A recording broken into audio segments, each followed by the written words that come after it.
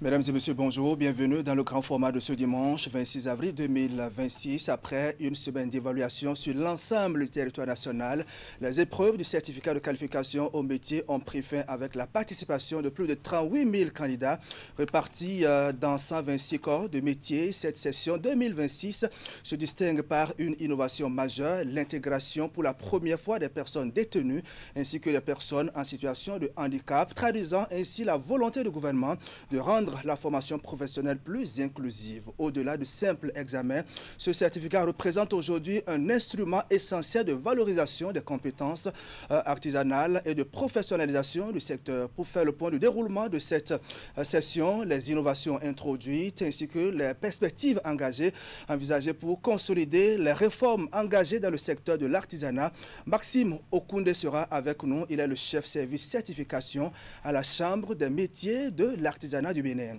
Notre artiste de la semaine nous amène à la découverte d'une voix singulière de la scène musicale béninoise, un artiste enraciné dans la foi, la culture et les valeurs humaines.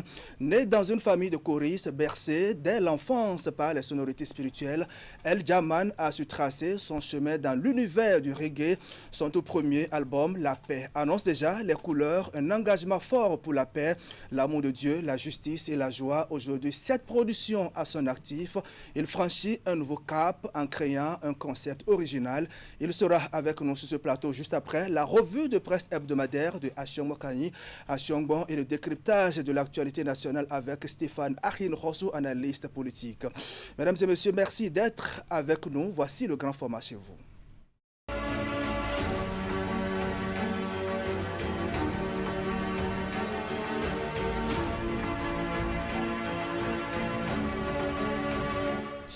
À la une de l'actualité au Bénin, la 5e mandature du Conseil communal de Semepodji entame véritablement sa mission de développement au profit des populations. Les élus locaux ont tenu leur première session ordinaire pour discuter des sujets importants pour les mois à venir. Le maire Thomas Simbo a ouvert les travaux de la session. On en parle dans un instant.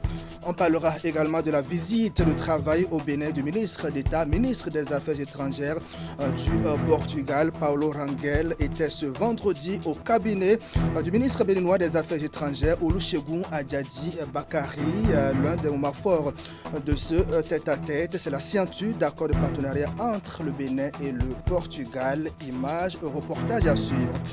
Assure également le point du forum sur le secteur agricole, forum organisé par le ministère de l'Agriculture, de l'Élevage et de la Pêche. C'est un prélude à la campagne agricole 2026-2027 qui a été officiellement lancée jeudi dernier dans la commune de Ndali. La rencontre a eu lieu dans la salle des fêtes de la mairie de Parakou. Les infos pour démarrer le grand format direction Semepodji, pas de temps à perdre pour mieux faire face aux nombreuses attentes des populations.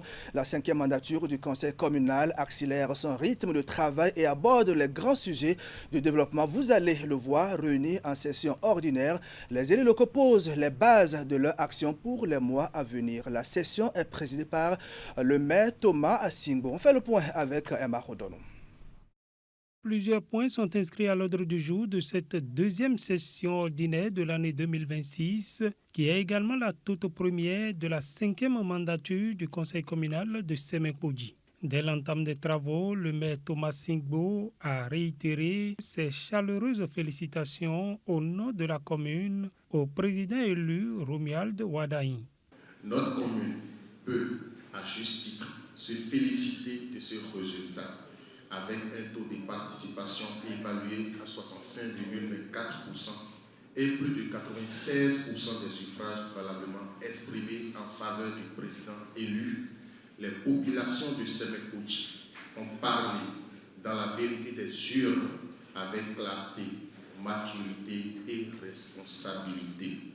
Au président de la République élu, M. Romuald Wadaï, j'adresse au nom du conseil communal et de l'ensemble des populations de Semepodji mes chaleureuses félicitations.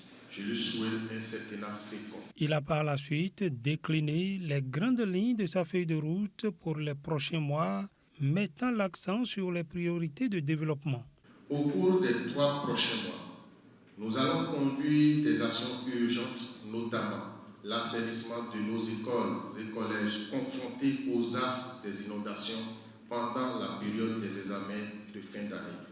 La réorganisation des procédures de mobilisation des ressources propres de la commune pour une plus grande efficacité.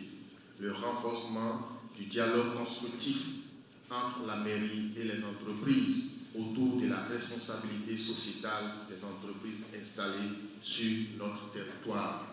L'ouverture des voies et la poursuite des opérations de lotissement en souffrance. Notre méthode de travail restera la même: dialogue, action, résultat. Cette session ordinaire, qui s'inscrit dans une dynamique de relance des actions communales, est prévue pour durer 3 jours.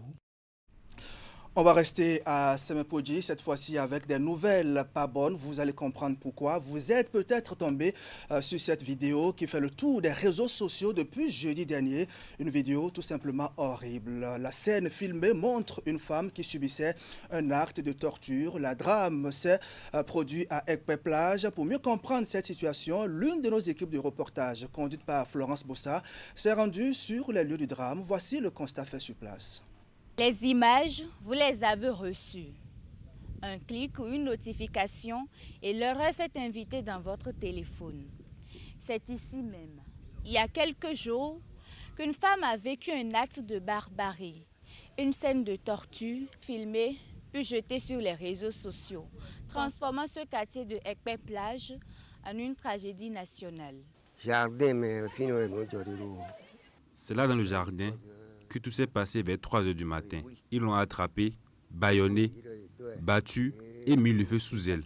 Vers 7 h, j'ai été interpellé par des riverains. On m'a dit qu'elle a volé et je leur ai dit de l'amener au commissariat. Sur les lieux, les stigmates de la violence ne sont plus perceptibles. C'est juste le ranga qui a servi du cadre à ces agresseurs qui est ouvert. À l'intérieur, on y voit les objets de ces jardiniers. Les riveraines expriment leur indignation face à cette situation qu'elles jugent cruelle et appellent les autorités compétentes à décourager. Moi, ça m'effraie énormément. Elles vendaient des condiments et étaient mères de 5 enfants, tous hors du territoire. C'est comme si elles étaient envoûtées et elles-mêmes parlaient de se faire exorciser. J'ai appris toutes les énormités qu'ils ont faites sur elles et j'en appelle aux autorités qu'ils soient tous attrapés et punis.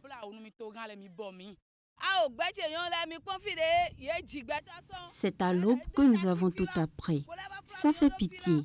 Mettre du piment dans l'entrejambe d'une femme, c'est horrible. Un homme issu du ventre d'une femme ne devrait pas torturer une autre. L'atmosphère est lourde. Dans ces ruelles habituellement bruyantes, le silence a pris le dessus. Nous nous sommes rendus dans la maison de la victime. Ici, certaines langues se délient.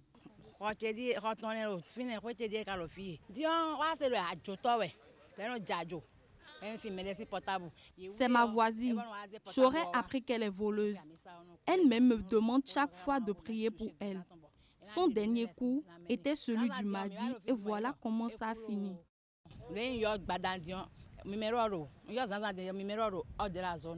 Selon les riverains, la victime est venue dans le quartier il y a environ 2 mois. Actuellement, l'affaire est dans la main de la justice. Plusieurs personnes sont déjà interpellées par la police républicaine. L'Institut national de la femme a fait une déclaration dans laquelle il a déploré l'acte et rassure que toutes les dispositions sont prises afin que toute la lumière soit faite sur le dossier et pour que les auteurs répondent de leur forfait devant les juridictions. Et voilà donc ce drame qui suscite indignation au sein donc des populations. Le conseil communal de Dangbo, quant à lui, a procédé jeudi dernier à l'ouverture des travaux de sa 2e session ordinaire de l'année. C'est le premier acte de la 5e mandature présidée par l'autorité communale. Cette session tenue dans les locaux de la mairie est consacrée à l'étude de plusieurs dossiers relatifs notamment au développement de la commune et à l'amélioration du cadre de vie des populations. Reportage. Ce matin, La mairie de Dangbo est le point de convergence de tous les élus de la commune. Pour la deuxième fois de l'année, le conseil communal se réunit dans le cadre d'une session ordinaire. Composée de 22 points, l'ordre du jour affiche plusieurs validations d'autorisation et de rapports, une communication et la mise en place de quelques organes locaux. 1. Examen et validation du rapport d'activité du conseil de supervision pour la période de février à avril 2026. 2. Constitution des commissions permanentes du conseil communal pour le compte de la 5e mandature. 3. Communication du médecin coordonnateur de la zone sanitaire à Djombonou Dangbo relative au renouvellement des comités de gestion des centres de santé de la commune de Dangbo. Passé la lecture du menu des travaux, les débats s'ouvrent et montent progressivement en intensité. Ils atteignent leur point culminant lorsque l'épineuse question de l'exploitation illégale du domaine de la plaine de Gbefadaro est soulevée.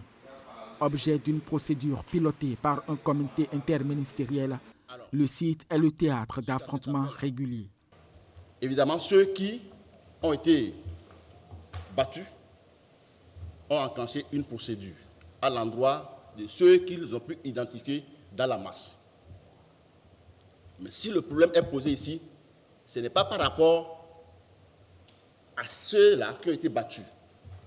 Mais il paraît que le domaine aujourd'hui est pris d'assaut. On y a installé des cultures.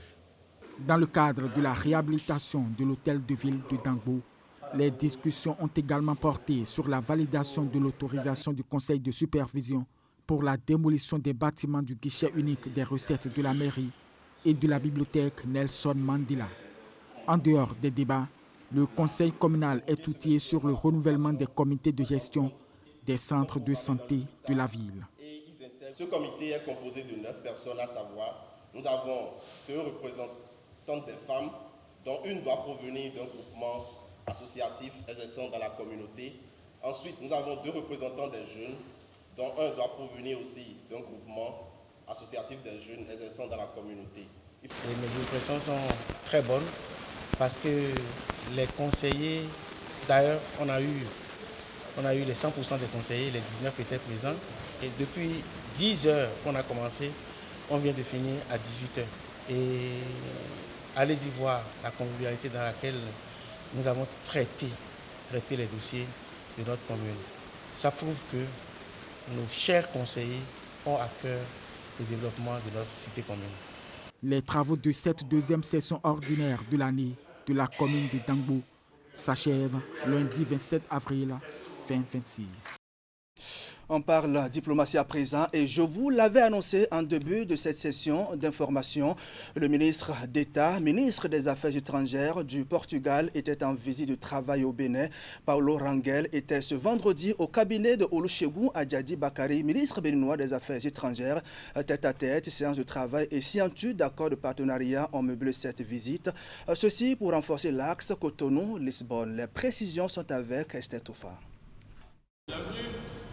Il a foulé le sol béninois ce jeudi et est reçu par le ministre Olusegun Adjadi Bakari ce vendredi. Au-delà de la visite de courtoisie, plusieurs accords ont été signés entre le ministre d'État, ministre des Affaires étrangères du Portugal, Paulo Rangel, et son homologue béninois. Nous partageons une histoire commune et aujourd'hui, nous avons, avec nos équipes respectives, décidé de porter cette relation à un nouveau palier avec comme objectif de pouvoir faciliter la circulation, donc via cet accord d'exemption de visa pour les détenteurs de passeports diplomatiques, mais aussi attirer de plus en plus d'entreprises portugaises ici au Bénin, que ce soit dans le domaine de la construction, dans le domaine de l'hôtellerie, dans le domaine du tourisme, dans le domaine de l'agrotransformation. Donc autant de choses que nous avons décidé de pouvoir développer pour renforcer la relation entre nos deux pays. D'autres accords signés sont relatifs à un mémorandum d'entente sur les consultations politiques et diplomatiques ainsi que sur les services aériens. Les deux ministres ont également tenu des séances d'échange élargies aux délégations des deux parties. C'est dans le domaine économique que nous pouvons traduire en termes pratiques cette volonté d'avoir un avenir commun. Dans le secteur de la construction, dans le secteur de les énergies, dans le secteur agricole, dans l'industrie du tourisme, dans la formation professionnelle, je pense que nous pouvons coopérer très étroitement, d'une forme très étroite. Le ministre portugais des Affaires étrangères a, au terme de sa visite, fait un tour dans la cité touristique de Ouidah. Sa démarche vise à renforcer la coopération entre les deux pays afin de le porter à un niveau plus élevé et stratégique. Pendant ce temps, le ministère des Affaires sociales et de la microfinance, en collaboration avec le Fonds des Nations Unies pour la population, rend hommage aussi éloquent qu'historique aux Amazones des temps contemporains à travers l'ouvrage Femmes, autonomisation et santé, des révélations au pluriel. Les deux institutions figent le parcours de ces femmes béninoises de différents âges, brillants de bravoure et de talent dans leurs domaines respectifs. L'ouvrage a été lancé ce jeudi à Cotonou. Reportage. L'ouvrage Femmes, autonomisation et santé au Bénin, des révélations au pluriel, est un florilège de 160 figures féminines dénichées aux quatre coins du Bénin qui, entre combats et réussites, façonnent le quotidien et l'avenir de par leur savoir-faire et leur résilience.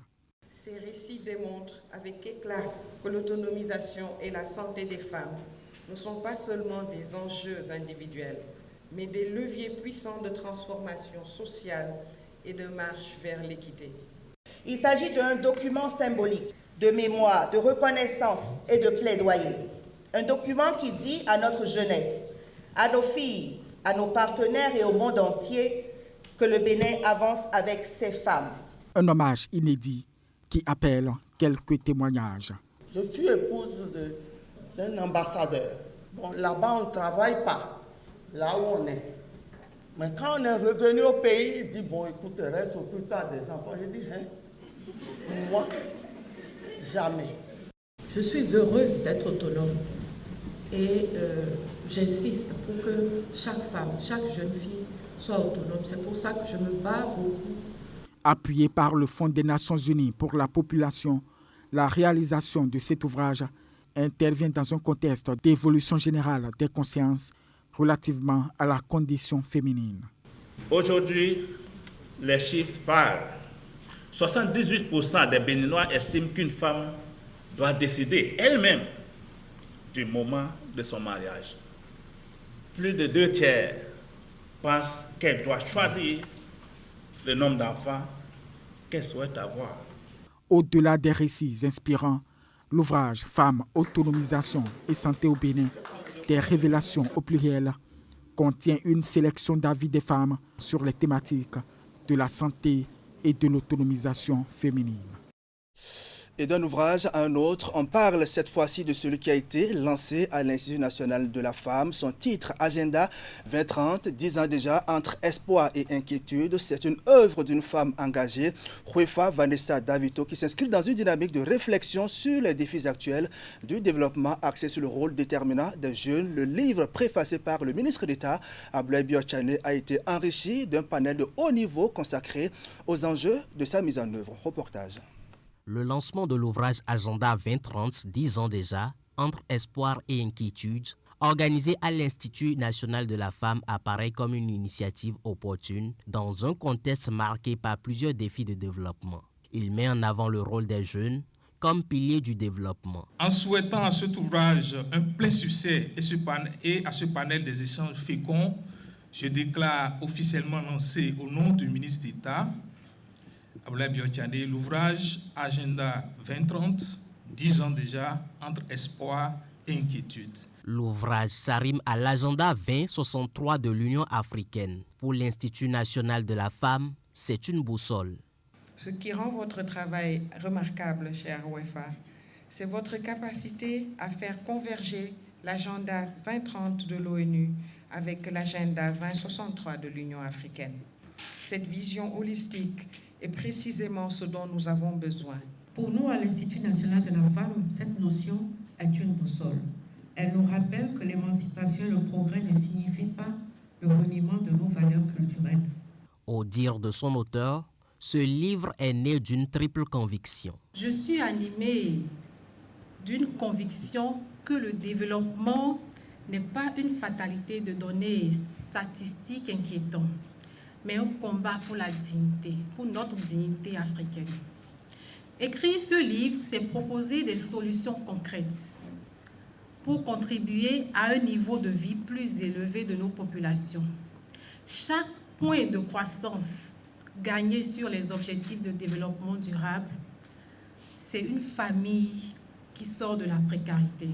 Cette cérémonie de dédicace est ponctuée par un panel de haut niveau sur l'impact des objectifs de développement durable pour une économie africaine plus résiliente.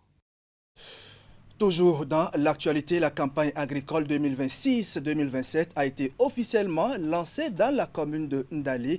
En prélude à cette importante activité, le ministère de l'Agriculture, de l'Élevage et de la Pêche a organisé un forum sur le secteur agricole, un forum qui a eu pour cadre la salle des fêtes de la mairie de Parakou et qui a réuni des cadres du ministère, des acteurs des différentes filières agricoles ainsi que des autorités politiques et administratives. Reportage. Le forum a été officiellement lancé par le directeur adjoint de cabinet du ministère, en présence du secrétaire général de la préfecture du Borgou, du deuxième adjoint au maire de Parakou, ainsi que des divers cadres du ministère et des acteurs du monde agricole. La campagne qui démarre demain intervient en temps opportun et permettra aux acteurs de mettre en place des stratégies pour pérenniser la dynamique instaurée dans le secteur. Je voudrais inviter chacun des acteurs ici présents à suivre attentivement toutes les communications afin que nous puissions faire davantage ce que le secteur nous a habitués. S'en sont suivis plusieurs communications et un panel de discussion. La première communication est intitulée citation « Amélioration de la productivité et de la compétitivité des filières agricoles ». Elle a permis de lever un coin de voile sur les différentes politiques menées depuis 2016 pour la dynamisation des différentes filières agricoles. Quant au panel, il a porté sur la sécurisation des acteurs des chaînes de valeur ajoutée et l'assurance agricole au Bénin. Celui qui tient votre ventre vous tient. Et c'est vous qui tenez les ventres des Béninois. Il n'y a pas meilleur pour nous vendre nous-mêmes. Et c'est pourquoi je suis content que les acteurs soient très nombreux ce soir pour vivre cet événement et échanger et ressortir les éléments d'attention que tous les acteurs ici présents doivent prendre en compte pour réussir la campagne à venir. Producteurs, éleveurs, transformateurs et commerçants, les représentants des différents secteurs agricoles ainsi que les cadres du ministère et les partenaires techniques et financiers, les participants ont contribué à la réussite de ce forum à travers des échanges fructueux. Le nombre d'accidents routiers enregistrés chaque année au Bénin fait froid dans le dos et vous allez comprendre pourquoi, et ce malgré les efforts du gouvernement pour améliorer l'état des voies dans les grandes villes du Bénin. Plus de 1000 morts en 12 mois. Ces chiffres ont été dévoilés par le Centre national de sécurité routière qui a lancé ce jeudi la semaine de la courtoisie sur la route, initiative abritée par la commune d'Abomey-Calavi pour une mobilisation nationale. Une semaine pour réapprendre les fondamentaux du vivre ensemble sur la route. Les usagers sont invités au respect du code de la route et à la courtoisie avec les autres. Suivez. Plus de 1000 morts. C'est le nombre total de victimes que fait la route au Bénin chaque année, selon les statistiques du Centre national de sécurité routière. C'est donc pour réduire de façon conséquente ce nombre que le CNSR sensibilise les différents acteurs intervenant dans la sécurité routière. Le comportement au guidon, le comportement au volant et même le comportement des piétons qui sont des usagers de la route aussi. Ce comportement doit être responsable et doit être courtois pour que tous ces efforts qui sont mis en œuvre, tous ces investissements qui sont faits par le gouvernement n'amènent pas à plus d'accidents sur les routes. Si des efforts conséquents sont faits pour améliorer la qualité des routes, il demeure indispensable pour les usagers de connaître et surtout de mettre en pratique les bons réflexes. En cette semaine nationale de la courtoisie sur la route, l'occasion est donc propice pour les autorités administratives et policières de réaffirmer leur engagement pour assurer la sécurité des usagers de la route. L'infrastructure, aussi nécessaire soit-elle, ne suffit pas. Une route aménagée ne garantit pas la sécurité si les comportements ne suivent pas. C'est pourquoi nous nous engageons résolument aux côtés du Centre national de sécurité routière et de l'ensemble des partenaires pour amplifier les actions de sensibilisation. La police républicaine, en tant qu'acteur clé de la sécurité routière, est pleinement engagée dans cette dynamique. Son action s'articule autour de deux axes complémentaires. La prévention à travers les campagnes de sensibilisation à l'endroit des groupes cibles, les actions éducatives auprès des usagers et la présence dissuasive sur le terrain. Au-delà des campagnes de sensibilisation et des dispositifs sécuritaires, c'est un changement de mentalité qui s'impose à chaque individu afin de réduire le nombre d'accidents sur les routes. 5 jours de composition pour attester de la compétence professionnelle et de la mise sur le marché d'une nouvelle vague d'artisans. La session d'avril 2026 de l'examen du certificat de qualification au métier s'est déroulée cette semaine sur l'ensemble du territoire national. Et pour s'assurer du bon déroulement des épreuves, une délégation de la Chambre des métiers de l'artisanat était en supervision sur le terrain à Boycon, au lycée technique. L'équipe a noté avec satisfaction le déroulé de la composition. Explication Imet Hélène Amoussou. Résultante des nombreuses réformes engagées dans le secteur de l'artisanat, l'examen du certificat de qualification au métier CQM a pris une autre envergure au Bénin depuis quelques années. Pour la session d'avril 2026, les épreuves sont étalées sur 5 jours et se déroulent dans toutes les régions du pays. Ces candidats, ils sont très déterminés. Représentant donc le chef centre, j'ai le privilège donc de parcourir chaque salle de composition et donc j'ai constaté qu'ils sont vraiment déterminés à obtenir donc ce parchemin. Ce n'est plus un diplôme organisé par les maîtres artisans. Par conséquent, ça doit suivre les mêmes étapes qu'un examen qui conduit à un diplôme d'État, ça suit les mêmes processus. En visite de supervision sur le terrain, une délégation de la Chambre des métiers et de l'artisanat était dans le zoo, ici au lycée technique de Boycon. L'un des 101 centres retenus sur le territoire national, 806 candidats planchent dans 49 différents métiers suivant les référentiels du Code communautaire de l'UEMOA. En plus de la phase écrite, les candidats subissent également les épreuves orales. Le processus, qui comprend plusieurs étapes, s'achève à la proclamation des résultats. Quand ils vont finir les deux, l'anonymat sera en train d'être fait aussitôt et puis les membres du jury de correction viendront pour commencer. Et ce n'est qu'après ça maintenant qu'ils vont remettre les résultats aux autorités. Aujourd'hui au Bénin, plus de distinction entre artisans selon la zone d'obtention du diplôme professionnel. L'évaluation des compétences de fin d'apprentissage est organisée selon un canevas bien défini et qui crédibilise davantage tant les organisateurs et le système que les artisans et artisanes en fin de formation. Pour cette session d'avril 2026, 38 507 candidats sont inscrits dans 126 métiers répartis en 8 branches professionnelles. Pour rappel, l'aspect genre est respecté. Les candidats en situation de handicap sont représentés ainsi que des détenus. Et cela fait partie des innovations de cette session. Merci à vous, Imet Hélène Amoussou, pour ces précisions. Justement, on va revenir sur ce sujet avec notre premier invité, avec qui nous ferons le point de déroulement du certificat de qualification au métier. Maxime Okoundé est le chef service certification à la Chambre des métiers de l'artisanat du Bénin. On va l'installer juste après cette coup de pause. On connaît tous ce sentiment. Quand tu as tout donné, et que rien ne vient. Quand les obstacles s'enchaînent et que tu veux lâcher. Mais parfois, c'est dans ces moments-là que tout commence. Parce que croire, c'est déjà jouer. Et jouer, c'est vivre.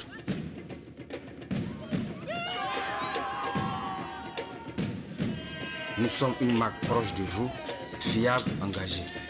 Johannesburg, on parie sur vous.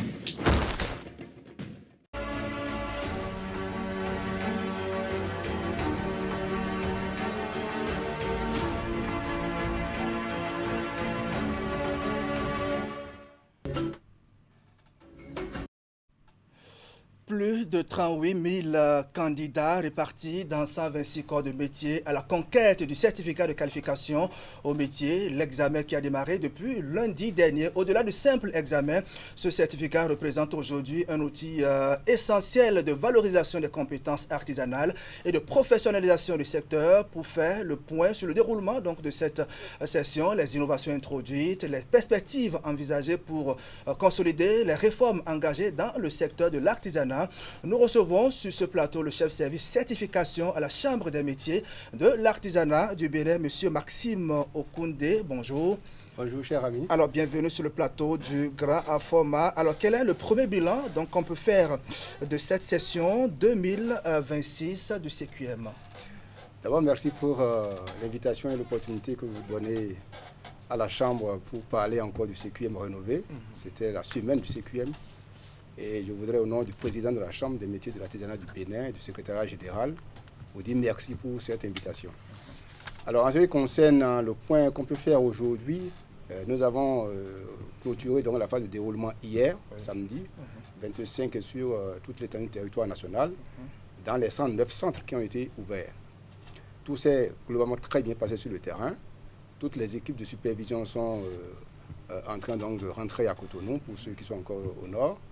Et je peux vous dire que tous les rapports que nous avons reçus jusqu'à présent, tout s'est bien déroulé de manière satisfaisante, en collaboration bien sûr avec nos partenaires techniques, qui est la DEC, la Direction des examens et concours, et bien sûr en amont des 3 ministères qui chapeautent donc l'organisation du CQM, à savoir le ministère donc, en charge de la fonction publique et du travail, le ministère donc, en charge de la formation professionnelle et le ministère donc, de l'artisanat qui est notre tutelle. Voilà donc dans le global ce qu'on peut dire. Maintenant sur le détail, comme vous l'avez déjà annoncé dans votre élément. Effectivement, je parlais de 38 000 candidats. Exactement, 38 507 candidats. Voilà, répartis dans 126 corps de métier. Est-ce qu'on peut parler d'un engouement croissant donc, pour cette session? Absolument, parce que depuis 2023, nous sommes à la phase donc, de ce que nous appelons le CQM rénové. Parce que depuis 2022, par décret, le gouvernement a confié à la Chambre l'organisation du CQM. Et cette organisation est appuyée par le ministère en charge de la formation professionnelle à travers donc, la direction des examens et concours qui nous accompagne pour le déploiement du matériel sensible et la gestion de ces matériels-là sur tous les sites de composition ainsi que donc, les 109 centres que nous avons ouverts. Et je peux vous dire à ce niveau-là, tout se passe très bien. Et c'est croissant parce que lorsque vous comparez les chiffres depuis avril 2024, en passant par la saison d'octobre 2024, à partir de 2025, nous avons vu qu'il y a une accélération au niveau donc, du nombre de candidats. Cela est induit essentiellement par le fait que nous avons introduit donc, 2 innovations majeures. La première innovation, c'est la digitalisation de la phase d'inscription, qui fait qu'aujourd'hui, nous avons 2 sous-phases. Nous avons la phase de pré-inscription, où les candidats peuvent s'inscrire directement à partir de leur portable, dans n'importe quel endroit du pays, à travers les différents opérateurs GSM. Ils peuvent donc, après cela, ils viennent dans le centre d'enrôlement pour confirmer leur inscription. Et nous avons des secrétaires CCO qui sont déployés, ils sont au nombre donc, de 126 qui sont déployés sur le terrain. Et ces secrétaires CCO, donc c'est eux qui font l'enrôlement de ces candidats, qui confirment ainsi leur inscription après avoir donc présenté les différentes pièces exigées dans le dossier, notamment la quittance de paiement des 12 500 francs CFA. D'accord. Et je le disais dans mon introduction, l'une des innovations donc apportées à cette édition, c'est la participation des personnes détenues, des personnes en situation de handicap. Quelle est la philosophie derrière cette initiative? Bon, la philosophie derrière cette initiative, c'est d'abord l'inclusion. L'inclusion parce que la Chambre ne peut pas se mettre à l'écart de cette volonté du gouvernement du Bénin et du chef de l'État, de faire en sorte que les personnes handicapées ou bien en situation donc, dans des situations particulières puissent jouir de leurs droits de citoyens. Et c'est par rapport à cela que nous avons estimé qu'au niveau donc, de l'inscription au CQM, nous ne pouvons pas exclure des candidats, exclure donc, des citoyens parce qu'ils seraient en situation de handicap, parce qu'ils seraient dans les liens de détention. Parce que justement, le gouvernement a mis en place donc, une série de réformes qui permet aujourd'hui au niveau de nos maisons d'arrêt de permettre à ces personnes qui sont dans les liens de détention d'apprendre un métier à l'intérieur et de l'exercer après, parce que le gouvernement également assure leur insertion professionnelle après donc, le séjour carcéral. Donc nous avons estimé depuis la session d'octobre 2025 qu'il fallait donc ouvrir donc, cette page d'inclusion en accueillant massivement sur nos listes les candidats présentés par l'agence pénitentiaire du Bénin, APB. Donc à la session d'octobre, ils étaient 176. À la session d'avril 2026, nous avons eu 157 personnes dans les liens de détention contre 57 candidats en situation de handicap. Et cela également, c'est très important parce que nous voulons rendre justice à ces citoyens en situation de handicap qui ont également des compétences techniques, technologiques ou à faire valoir. Ce n'est pas parce qu'ils sont peut-être malvoyants ou malentendants qu'ils ne peuvent plus faire quoi que ce soit. Tant qu'ils ont la tête et qu'ils ont la volonté, ils peuvent apprendre un métier. Et c'est ce que nous constatons. Et je peux vous dire, au niveau des évaluations, ils ne font pas pied de figure parce que nous avons des candidats qui ont eu 18 de moyenne sur 20 et qui ont eu 19 de moyenne sur 20, malgré qu'ils soient en situation de handicap. Donc ça, c'est une grande satisfaction pour la Chambre. Et nous allons continuer donc à encourager ces personnes-là, à ce que les parents mettent ces personnes, ces enfants-là, ces citoyens-là, à les mettre en formation pour qu'ils puissent donc avoir ce diplôme d'État qu'est le CQM et qu'ils puissent donc rentrer dans le tissu social pour contribuer ainsi à l'effort national, donc à l'économie nationale. Et en quoi le CQM peut-il être un levier important pour la professionnalisation justement du secteur de l'artisanat? La professionnalisation, c'est l'un des chantiers majeurs de la Chambre. C'est majeur parce que d'abord, j'ai dit qu'au niveau donc, de l'organisation du CQM, vous avez vu, nous sommes en train de professionnaliser les différentes étapes, non seulement la digitalisation, mais nous essayons également d'améliorer donc les différentes pratiques, les différents éléments d'organisation pour faire en sorte que les choses s'allègent et que s'accélèrent. Donc, après la digitalisation, je crois que la deuxième réforme importante qu'il faut également souligner, c'est la célérité avec laquelle aujourd'hui nous donnons, donc nous délivrons les attestations de diplôme. Parce que depuis octobre 2025, nous délivrons les attestations au bout de 3 semaines, 4 semaines maximum. Et je peux vous dire que c'est le seul examen national au Bénin qui est capable de donner les attestations de diplôme juste après le déroulement. Les examens, c'est au moins 1 an de décalage. Parce que ici, c'est des professionnels qui ont besoin de ce parchemin pour s'installer, qui ont besoin de ce parchemin pour voyager, pour aller qui au Canada, qui en France, qui aux États-Unis.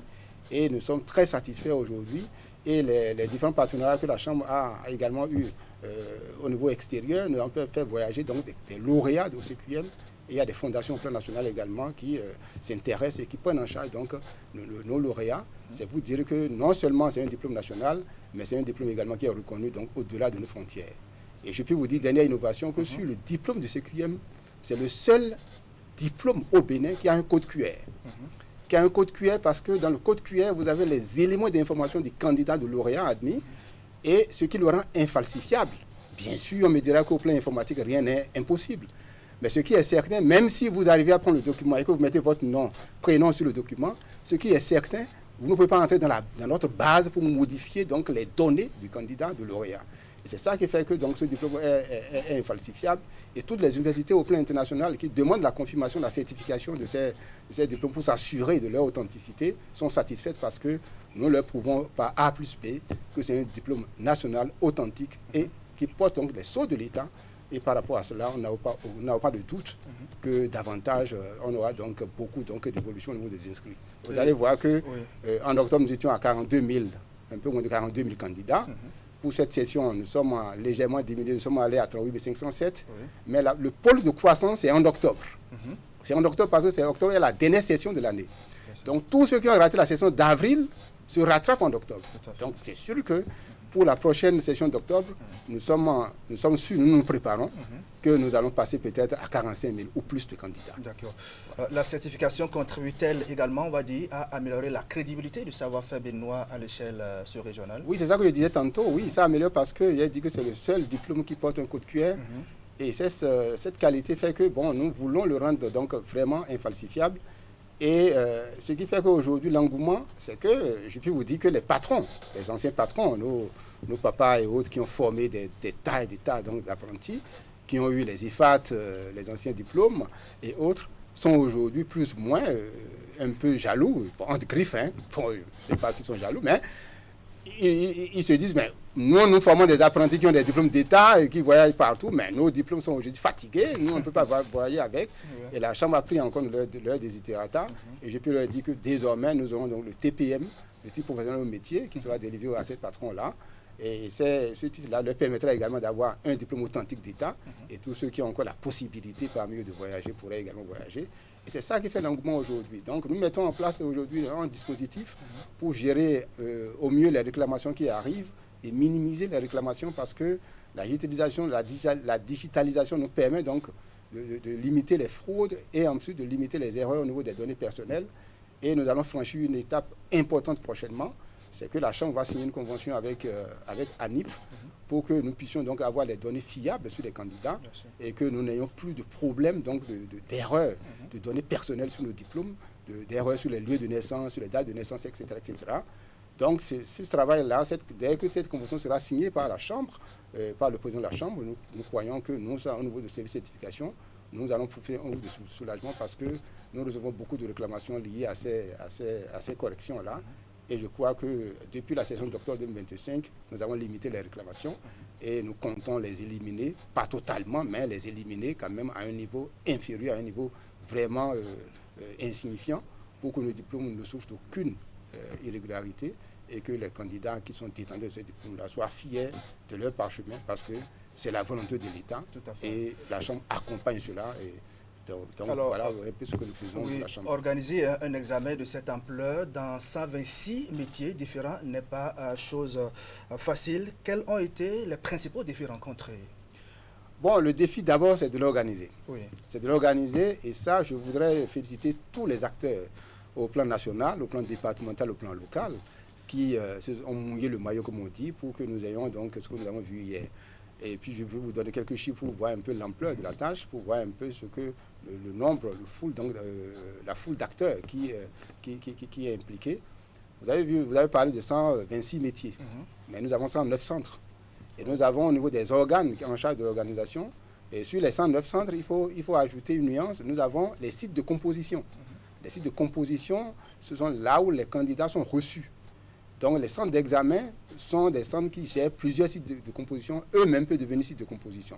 Nous avons ouvert 1886 sites de composition, donc qui sont rattachés à ces 109 centres d'examen.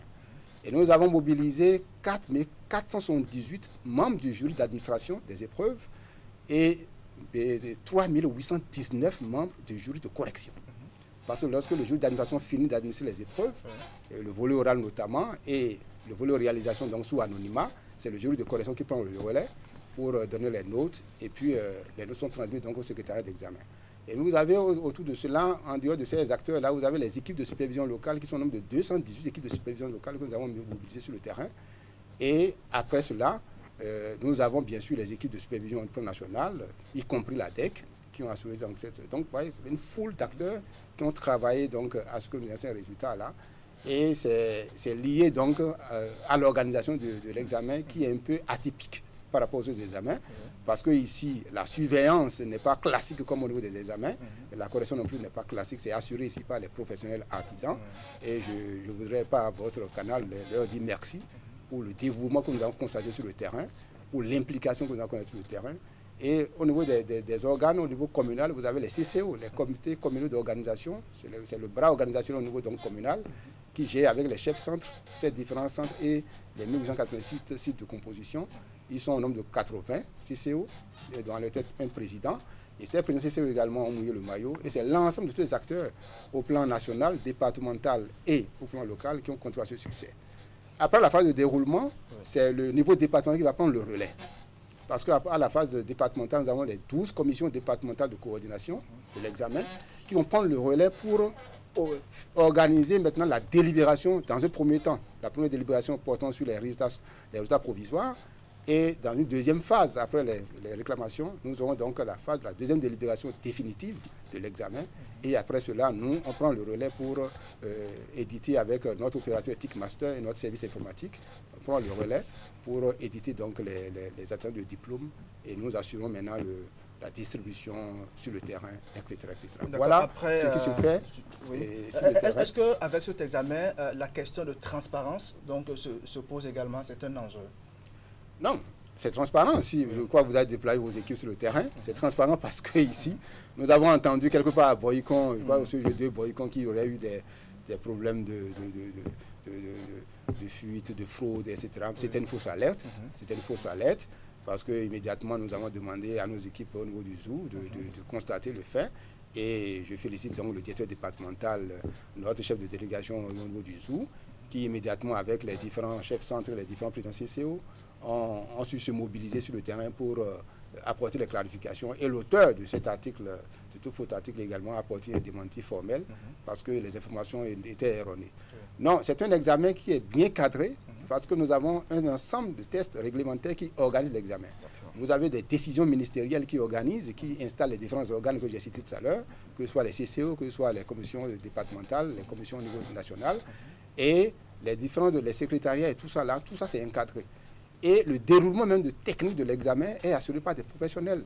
Nous avons un jury d'administration où la sélection de ces personnes-là est basée sur des critères essentiellement rigoureux pour retenir donc ceux qui seront administrateurs et retenir ceux qui sont correcteurs. Donc ce n'est pas n'importe quel quidam qu'on prend dans la rue pour aller faire cela. Le semblant de désordre qu'on observait avant 2022 a complètement disparu parce que nous avons remplacé tout ce qui était manuel par la digitalisation et nous avons éliminé complètement les sources de fraude en ce qui concerne l'examen ou l'inscription à l'examen ou en tout cas la manipulation des résultats. D'accord. Puisque l'inscription et la production des résultats, la délibération et autres, les résultats, les notes chiffrées et autres, vous constatez qui est admis, qui n'est pas admis, qui est refusé. Tout se fait sur la plateforme, c'est transparent.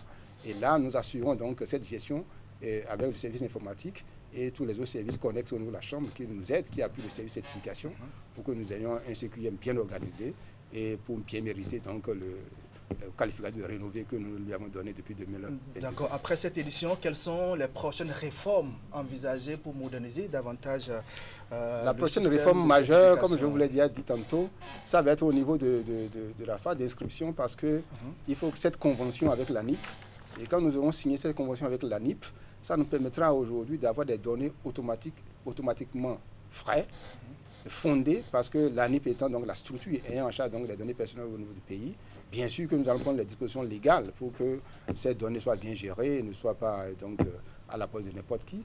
Et une fois que nous aurons donc franchi cette étape-là, je crois que tout ce qui est lié aux plaintes, aux réclamations, aux erreurs de données personnelles, nous allons les éliminer. Et quand nous allons les éliminer, je puis vous dire, et c'est le vœu du président de la Chambre d'ailleurs, c'est de faire en sorte que nous puissions délivrer les diplômes dans un délai maximum de 3 semaines. Nous allons travailler à y arriver pour octobre prochain. Et la saison d'octobre, on aura donc beaucoup de changements, tant au niveau donc, du format donc, de l'organisation, au niveau des fiches, au niveau des jurys et autres. Nous allons améliorer beaucoup de choses pour rendre la tâche plus facile et rendre également les résultats plus sereins. Parce que la transmission également au niveau des centres, parfois ça pêche parce que les sites ne renvoient pas rapidement les notes. Mais je puis vous rassurer que jusqu'à hier soir, en tout cas ce matin, pratiquement tous les 109 centres ont importé les notes sur la plateforme. D'accord. On va finir avec votre message à l'endroit des artisans qui hésitent encore de se faire certifier. Non, je crois qu'il faut encourager les artisans et pour moi ça a été un monde vraiment spécial que j'ai découvert. C'est vrai que je faisais le CQM quand j'étais C5 au niveau du littoral, mais je suis au cœur maintenant de l'artisanat avec eux et vraiment je les remercie pour tout ce que j'apprends auprès d'eux tous les jours. Je remercie donc la Chambre pour cette opportunité et j'encourage tous ceux qui traînent encore les pieds à rentrer dans les rangs parce qu'aujourd'hui la Chambre travaille pour leur valorisation, leur professionnalisation, tant en ce qui concerne l'apprentissage que la formation professionnelle, que tous les autres services que la Chambre est en train de mettre en place. C'est pour justement qu'ils aient des parchemins vraiment authentiques, vraiment où personne ne peut le remettre en cause, qui va leur permettre de voyager au-delà de notre pays et de permettre donc à notre pays d'engranger encore plus, parce que je peux vous dire que la Côte d'Ivoire et beaucoup de pays de la sous-région viennent s'inspirer désormais du CQM béninois. Et la Côte d'Ivoire a fait un essai et bientôt ils vont lancer le CQM de manière régulière comme nous. Et beaucoup d'autres pays s'intéressent à notre... Donc c'est pour vous dire que ce que nous faisons ici au Bénin est très important. C'est vrai que nous les faisons chez soi. Peut-être que les gens ne voient pas tout ce qui se fait, mais je peux vous dire que le président, son équipe, le secrétariat général et tous les collègues de tous les autres services de direction, tout le monde met le plein pour que nous ayons donc satisfait donc les doléances des artisans. Nous avons des partenaires également extérieurs au plan national pour les formations professionnelles. Je peux vous dire qu'il n'y a aucun chantier qui est laissé en rade. Mais moi, je m'occupe de la certification et moi, je peux leur assurer que après le CQM, nous allons lancer désormais, bientôt, en fin d'année, si tout va bien, le dernier trimestre de 2026, l'attestation de spécialité au métier. Et je voudrais encourager tous les artisans qui n'ont pas la possibilité de s'inscrire au CQM, qui font des activités, qui ne sont pas éligibles au type de métier, de passer ces attestations-là pour commencer par avoir un parchemin qui les valorise. Et également pour les patrons, je les ai déjà rassurés, il y a le TPM qu'on va lancer, le titre professionnel donc, au métier, et le titre de maître artisan pour renforcer un peu tout ce qu'ils ont eu à faire pour ce pays et permettre à tous ceux qui veulent encore valoriser leur savoir-faire au plan international de le faire. C'est à cela que travaille la Chambre, c'est à cela que travaillent donc les différentes équipes qui sont mobilisées et je voudrais vous remercier pour cette opportunité et encourager les artisans à renforcer ce que nous faisons. Nous travaillons pour eux et c'est pour le Bénin que nous travaillons parce que, in fine, c'est que nous voudrions que l'artisanat devienne peut-être le premier pôle de croissance économique de notre pays. D'accord. Merci à vous, M. Maxime Okoundé, chef service certification à la Chambre des métiers de l'artisanat du Bénin. Merci pour ces précisions et très bonne journée à vous. Mesdames et messieurs, on va changer de registre pour parler culture à présent avec l'invité qui va s'installer dans un court instant.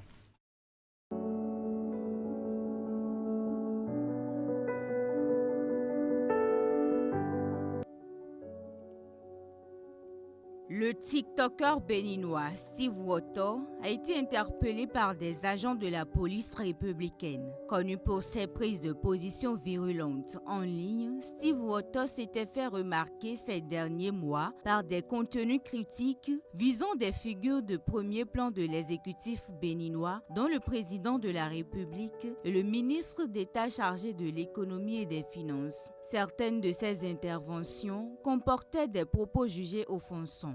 L'interpellation du créateur de contenu fait suite à la diffusion de vidéos dans lesquelles il multipliait les attaques personnelles contre les autorités publiques. Sa dernière publication mise en ligne le dimanche 19 avril 2026 visait le ministre conseiller Rachidi Guadamassi.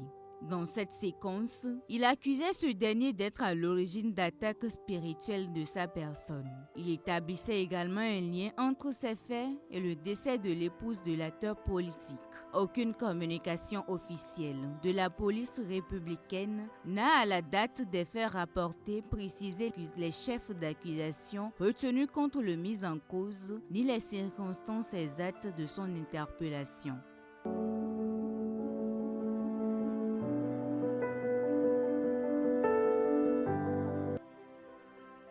Fortune similaire pour l'activiste panafricaniste Kemi Seba, interpellé à Pretoria en Afrique du Sud dans une affaire de dépassement de délai de séjour et de tentative de franchissement illégal de frontières. Cette accusation, loin d'être anodine, ouvre une bataille judiciaire aux multiples ramifications. L'arrestation est survenue entre le 13 et le 15 avril 2026 dans un centre commercial de la capitale administrative sud-africaine. L'opération menée par des unités spécialisées aurait été déclenchée sur la base de renseignements précis suggérant une surveillance préalable de l'activiste. Au moment de son interpellation, Kemi Seba se trouvait en compagnie de son fils ainsi que d'un ressortissant sud-africain présenté comme un facilitateur. Les autorités évoquent une tentative de passage clandestin vers le Zimbabwe via le fleuve Limpopo dans le cadre d'un itinéraire migratoire irrégulier. Ce dernier aurait constitué une étape transitoire dans un projet de déplacement plus large, potentiellement orienté vers l'Europe. L'enquête en cours met en lumière l'implication présumée d'un réseau de migration clandestine. Un montant important en espèces aurait été saisi, de même que plusieurs téléphones portables, éléments susceptibles d'alimenter les investigations sur l'organisation logistique du déplacement. 3 personnes au total ont été arrêtées dans le cadre de cette opération. Toutefois, au-delà des infractions liées à l'immigration, c'est surtout le mandat d'arrêt international émis par le Bénin qui confère à cette affaire sa dimension la plus sensible sur les réseaux sociaux. Les autorités béninoises reprochent à Kemi Seba des faits d'incitation à la rébellion et d'apologie de crimes contre la sûreté de l'État, en lien avec ses prises de position publiques à la suite de la tentative de coup d'État de décembre 2026.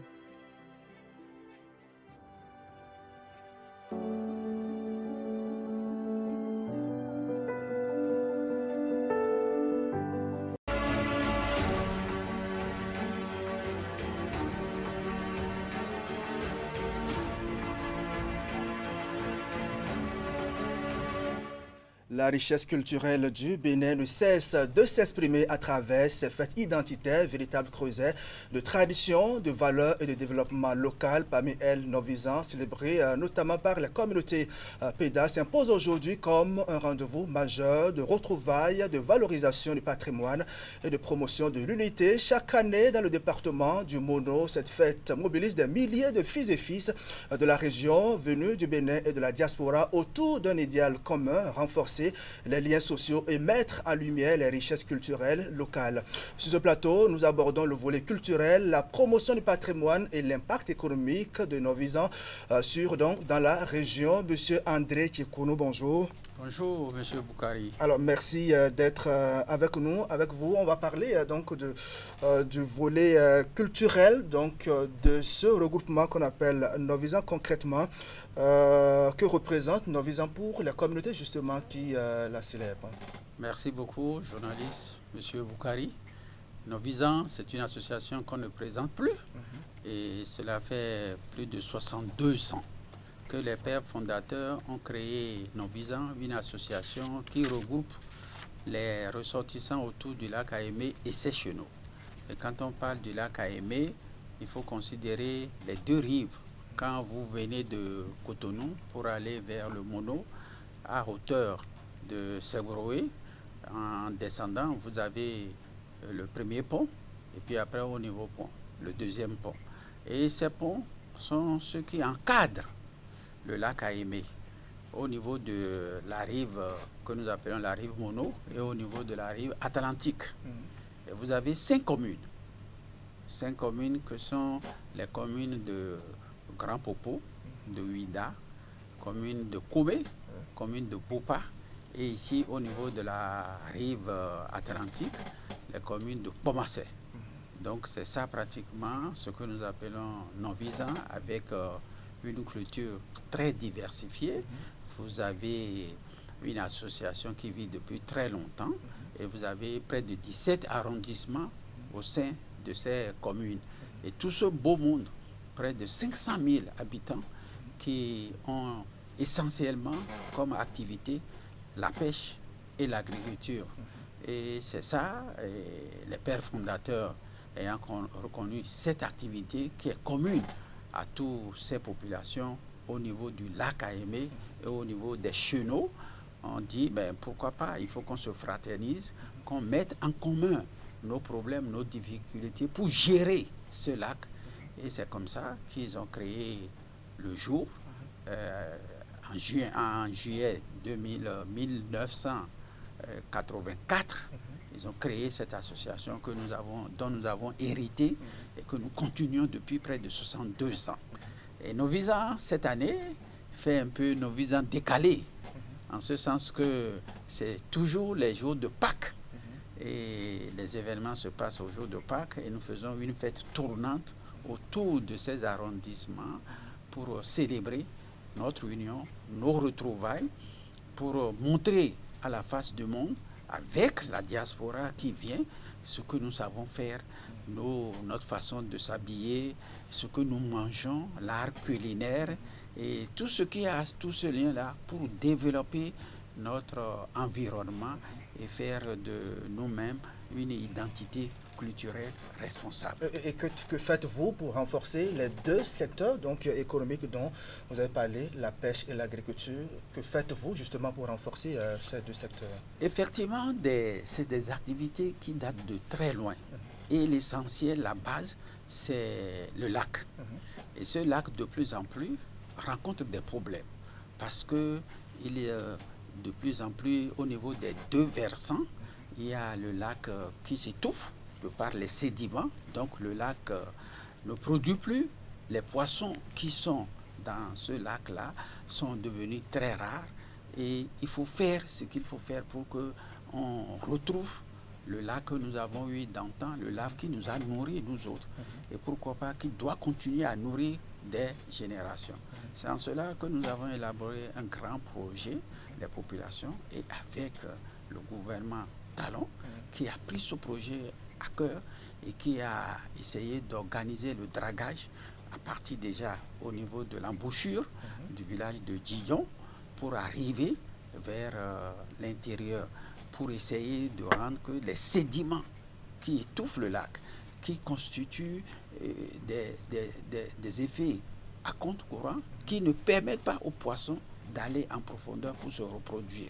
Et ça fait depuis près de 5 ans que ce projet-là existe, depuis l'arrivée du gouvernement Talon. Et ce projet avance, est devenu une réalité, en ce sens que ça réhabilite le lac et ça montre déjà les couleurs.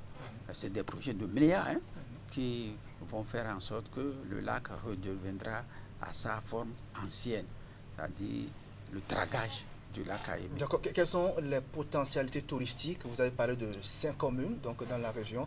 Quelles sont les potentialités touristiques qu'on peut découvrir? Évidemment, quand je parlais de grands projets, il y a le volet touristique. Parce que c'est de faire de tout ce pôle-là un grand pôle de tourisme, que ce que ça a été avant. Parce que les villes comme les Sebroué, comme Boupa, comme Posotome, comme Topadome étaient des villes de rencontre avec le truc fluvial où il y avait de grands marchés qui s'animaient. Tout ça là, il faut le réhabiliter avec le projet qu'on appelle Adelac, qui existe aujourd'hui, qui est dirigé par un de nos frères, M. Bédé Martin, et avec le concours, les initiatives du ministère de cadre de vie. Et tout cela, il faut les réhabiliter pour que nous reprenons, on devienne ce que ça a été avant, sinon plus même. Et quelles sont les actions justement que vous menez pour préserver ce patrimoine? Pour préserver ce patrimoine, le volet préservation avec le lancement des espèces qu'on appelle par exemple comment les dire, qui existent autour du lac, qui sont plantés pour essayer les mangroves, qui sont plantés pour nourrir et pour apporter la fraîcheur. Tous ces projets-là existent, surtout en matière d'environnement.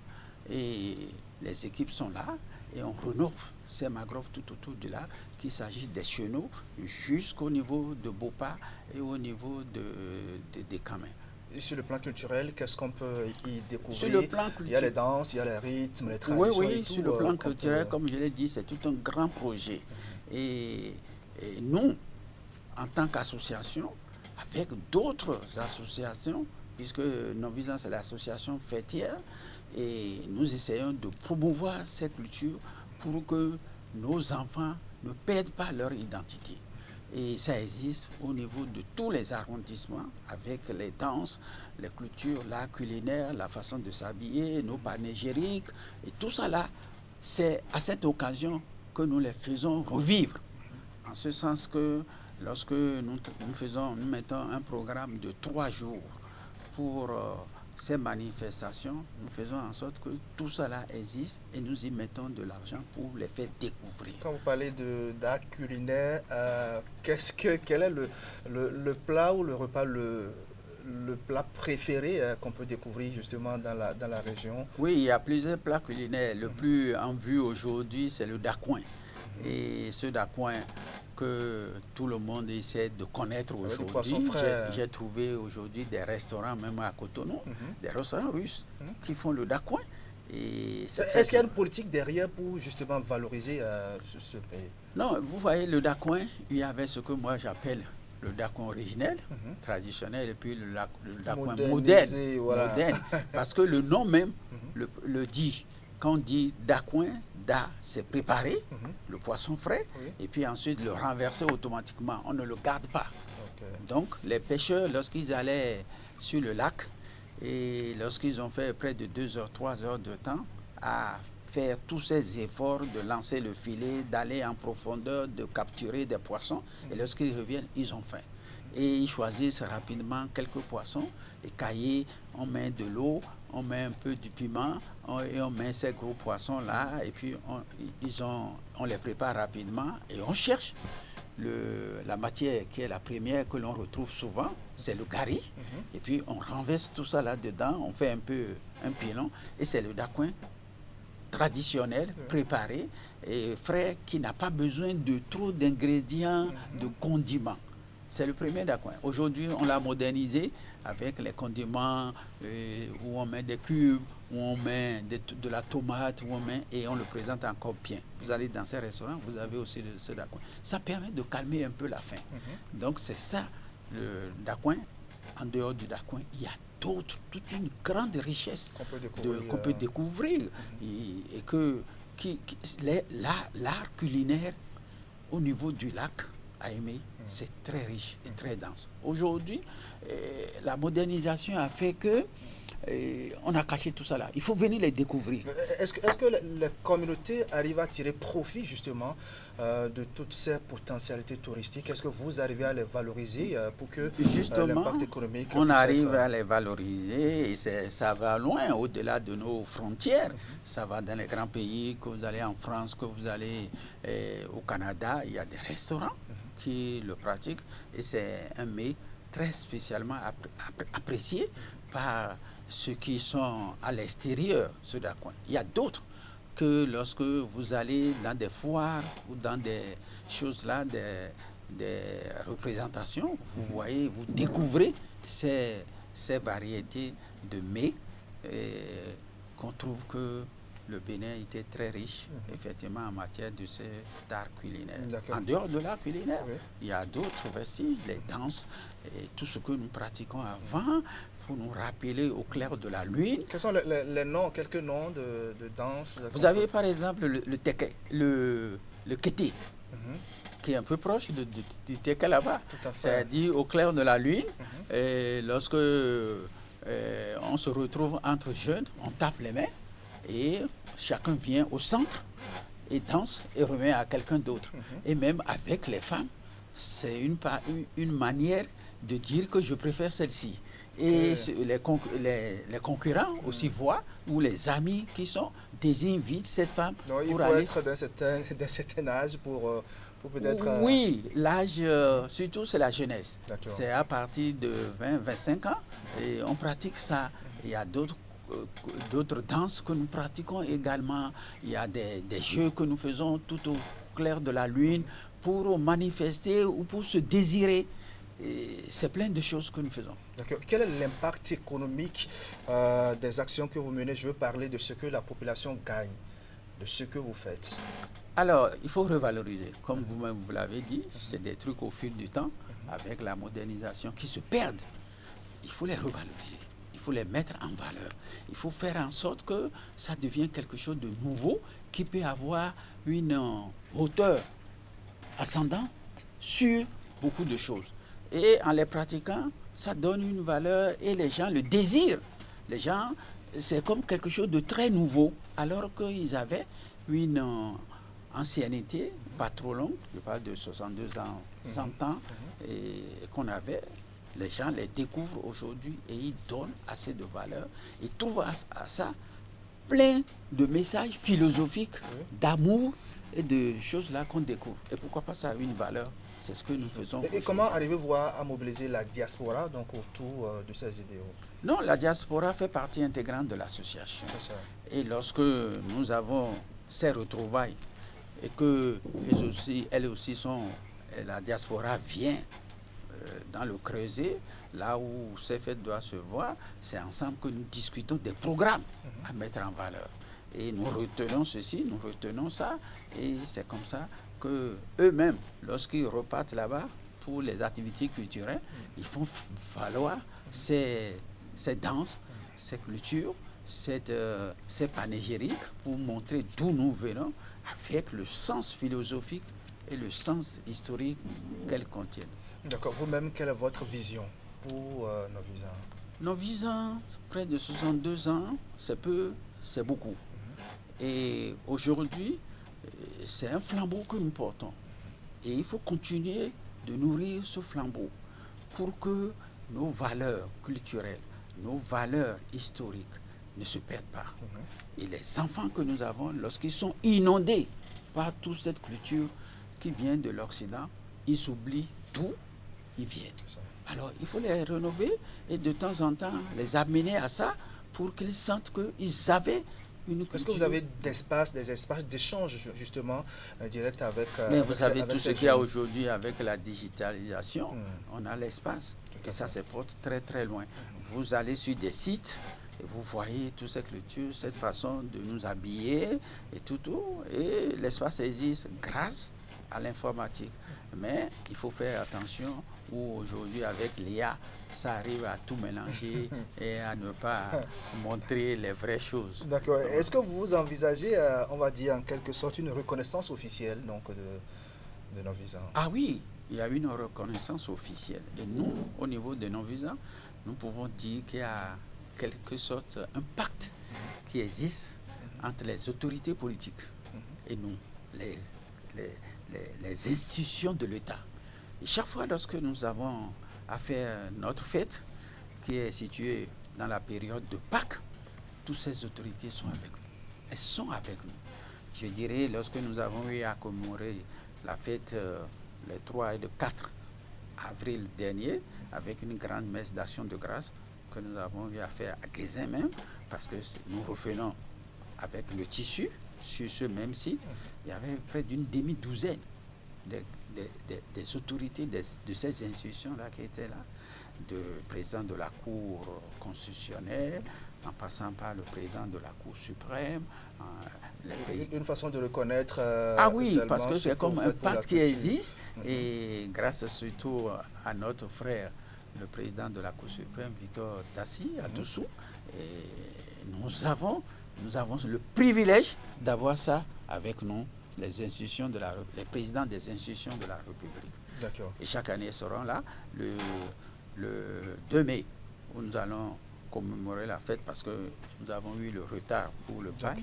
Elles seront là, elles nous ont promis qu'elles seront là. Est-ce que, je rappelle que vous êtes commissaire de police à la retraite. Oui. Est-ce que cette expérience influence positivement justement la dynamique dans laquelle la communauté s'inscrit?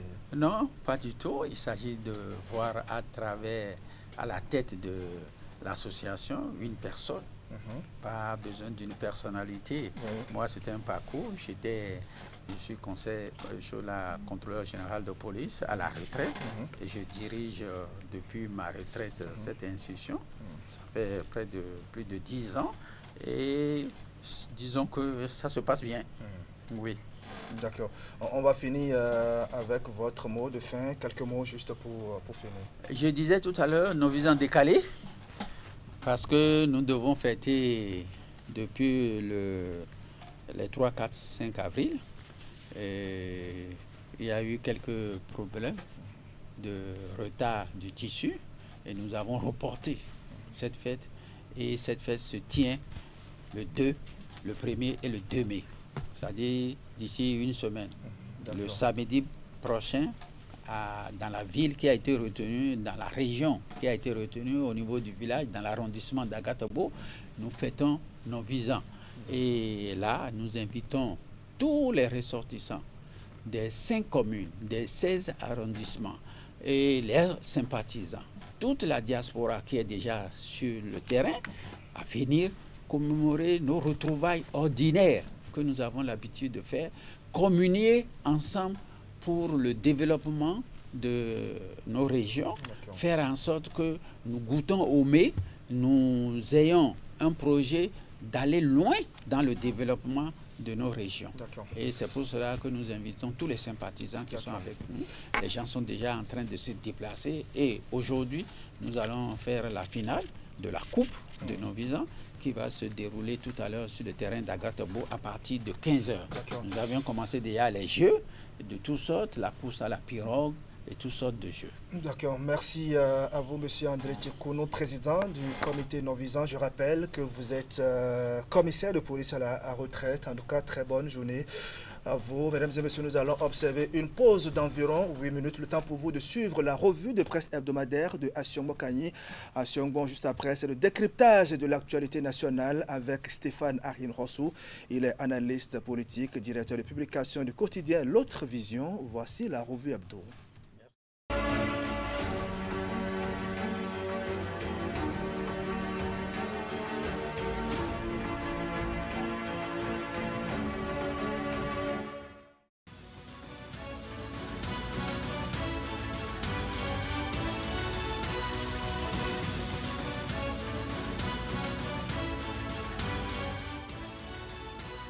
Mesdemoiselles, Mesdames et Messieurs, bonjour. Les résultats définitifs de la présidentielle du 12 avril 2026 ont été proclamés par la Cour constitutionnelle.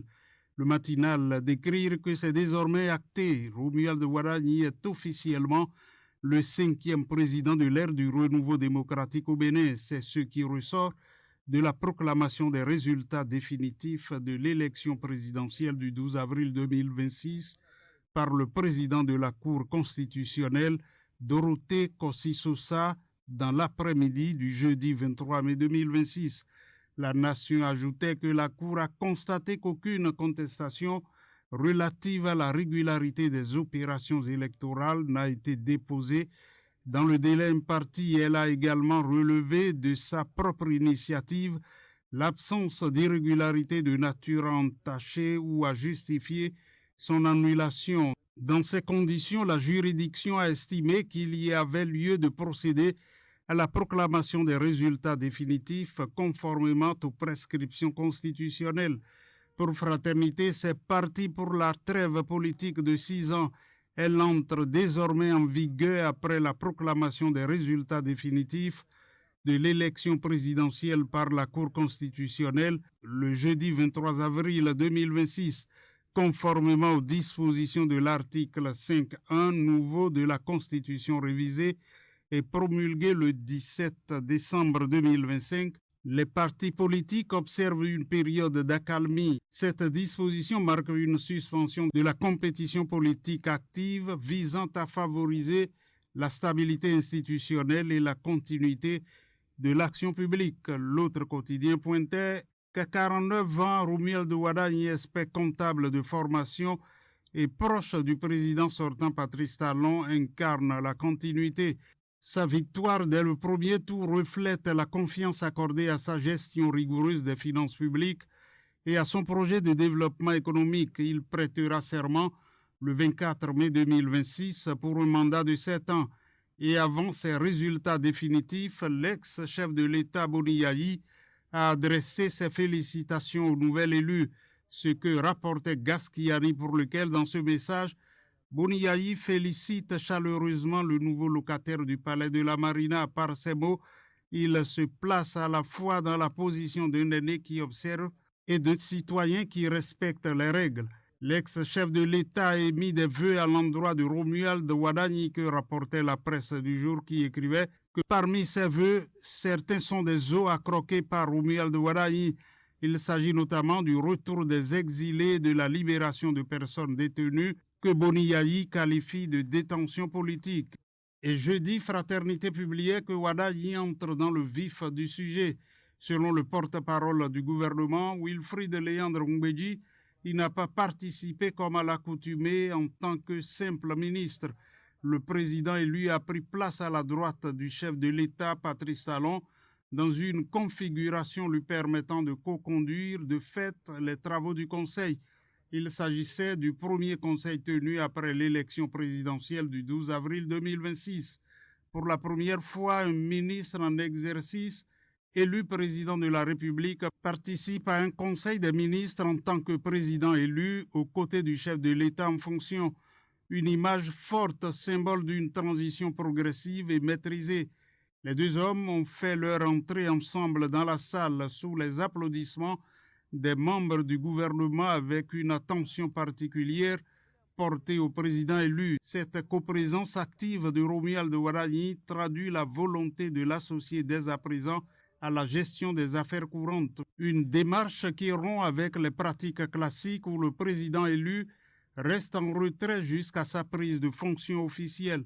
Dans la suite, la presse du jour indiquait que le professeur Joseph Fifame Diogbenou a présenté le jeudi 23 avril 2026 son rapport d'activité à la plénière de l'Assemblée nationale. La première partie du dit rapport couvre les activités de la période allant du 1er octobre 2025 au 7 février 2026 et la deuxième partie couvre la période allant du 8 février 2026 au 21 avril 2026. Pour Bénin Intelligent, selon le président Diogbenou, l'action parlementaire sera orientée vers une Assemblée nationale moderne, ouverte et de développement. Enfin, Joseph Fifamé-Diogbenou a salué l'engagement des députés et du personnel parlementaire tout en reconnaissant la contribution de la presse dans l'accomplissement de cette mission. La presse du jour renseignait que le ministre de l'Agriculture, de l'Élevage et de la Pêche, Gaston Kossi-Dossoui, a officiellement procédé au lancement de la campagne agricole 2026-2027 le jeudi 23 avril 2026 à Komigéa, Andali. De grands objectifs sont inscrits au titre de la campagne agricole. Selon le ministre de l'Agriculture, la production céréalière connaîtra une progression de 16% avec un niveau de 3 400 000 tonnes. Les racines et tubercules atteindront 9 460 000 tonnes, soit 17% d'augmentation. La production des légumineuses va croître de 7%, soit 1 322 000 tonnes, dont 710 000 tonnes pour le soja. Les légumes feuilles connaîtront une progression de 46% et les légumes fruits de 12%. Dans la suite, l'interpellation de Kémy Séba en Afrique du Sud a alimenté les colonnes de publication. C'est le cas de Bénin Intelligent qui pointait que le Bénin a officiellement réagi à l'arrestation du panafricaniste Kémy Séba survenue le lundi 13 avril à Pretoria en Afrique du Sud. Dans une déclaration de presse lundi 20 avril, le procureur spécial près la Cour de répression des infractions économiques et du terrorisme, Mario Metonmo, a annoncé la préparation d'une demande d'extradition vers le Bénin à l'état civil. Stélio Gilles Rebecca Kouchichi, de nationalité béninoise, faisait déjà l'objet de 2 mandats d'arrêt émis par la commission d'instruction de la Criette. Selon le procureur spécial, les autorités béninoises ont d'abord saisi leurs homologues sud-africaines d'une demande d'arrestation provisoire. Et puis ce fait divers avec le matinal qui rapportait que le lundi 20 avril dernier, à Ekpe, dans la commune de Semekoji, une jeune dame a été arrêtée sous prétexte qu'elle aurait volé un portable Android.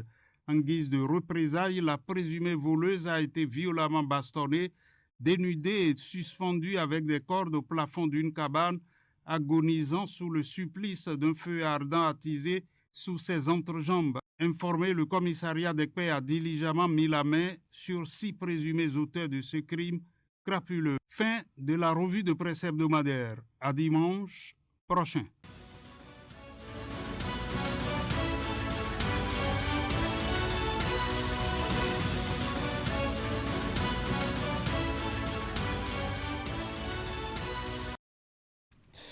C'était à l'instant la revue de presse hebdomadaire de Asiongbon Kanye Asiongbon que nous allons retrouver dimanche prochain. Pour le décryptage de l'actualité nationale, il vient de nous rejoindre. Stéphane Ahinros, bonjour. Bonjour, Idriss. Analyste politique et directeur de publication du quotidien L'Autre Vision, merci d'être avec nous. On va commencer avec ce rapport annuel de Amnesty International publié cette semaine sur la situation des droits humains au Bénin et dans le monde. Première réaction à la lecture de ce rapport, Stéphane? Oui, déjà, c'est la preuve que cette organisation suit de très près tout ce qui se passe au Bénin et un peu dans la sous-région. C'est vrai que ces organisations-là saisissent cette occasion pour montrer un peu les atteintes qui sont portées à la liberté d'expression. Mais moi, au-delà de ces rapports qui pour moi deviennent de plus en plus monotones, je me demande si ces organisations ne sont pas pourvues d'une autre approche qui leur permet, au-delà des dénonciations qui deviennent classiques, d'agir à partir des détenteurs du pouvoir public. Parce que le problème, une chose est de dénoncer, une autre chose est d'agir pour que ce qu'on dénonce soit corrigé. Maintenant, après, c'est quels sont les mécanismes qui sont mis en place pour que, lorsque ces observations-là sont faites, il y ait un cadre pour discuter avec les acteurs du pouvoir public. Parce que ce n'est qu'en discutant avec eux ce n'est qu'en essayant de comprendre les réalités qu'ils peuvent trouver le modus operandi nécessaire pour agir sur les actions à mener pour corriger un peu la chose. Sinon, ça va devenir un peu de moins en moins intéressant parce que quand vous sortez, vous parlez peut-être. On peut avoir l'impression parfois qu'ils sont peut-être... Fondamentalement, est-ce que ça change quelque chose? Non, c'est ce que j'essayais de dire. Au-delà d'alarmer, d'attirer l'attention des uns et des autres sur un certain nombre d'irrégularités, ça n'a pas d'autre impact. Ça n'a pas d'autre impact. Parfois, vous voyez que les acteurs du pouvoir public viennent pour même parfois contredire ce qu'ils disent parce qu'ils estiment que, bon, ils sont trop alarmistes, que ça ne cadre pas forcément avec la réalité. Donc, il faut pouvoir mettre en place un cadre d'échange formel. Je ne sais pas si ça existe ou pas. Si ça existe, c'est tant mieux. Mais si ça existe, est-ce que ça fonctionne normalement pour que le résultat escompté soit atteint? Parce que, in fine, c'est le résultat qu'on veut. On ne veut pas des dénonciations juste pour des dénonciations. Et le rapport parle d'une aggravation des pratiques autoritaires. Concrètement, à quoi cela renvoie-t-il dans le contexte béninois? Bon, je pense que c'est pourquoi je dis que souvent, c'est parfois un peu alarmiste.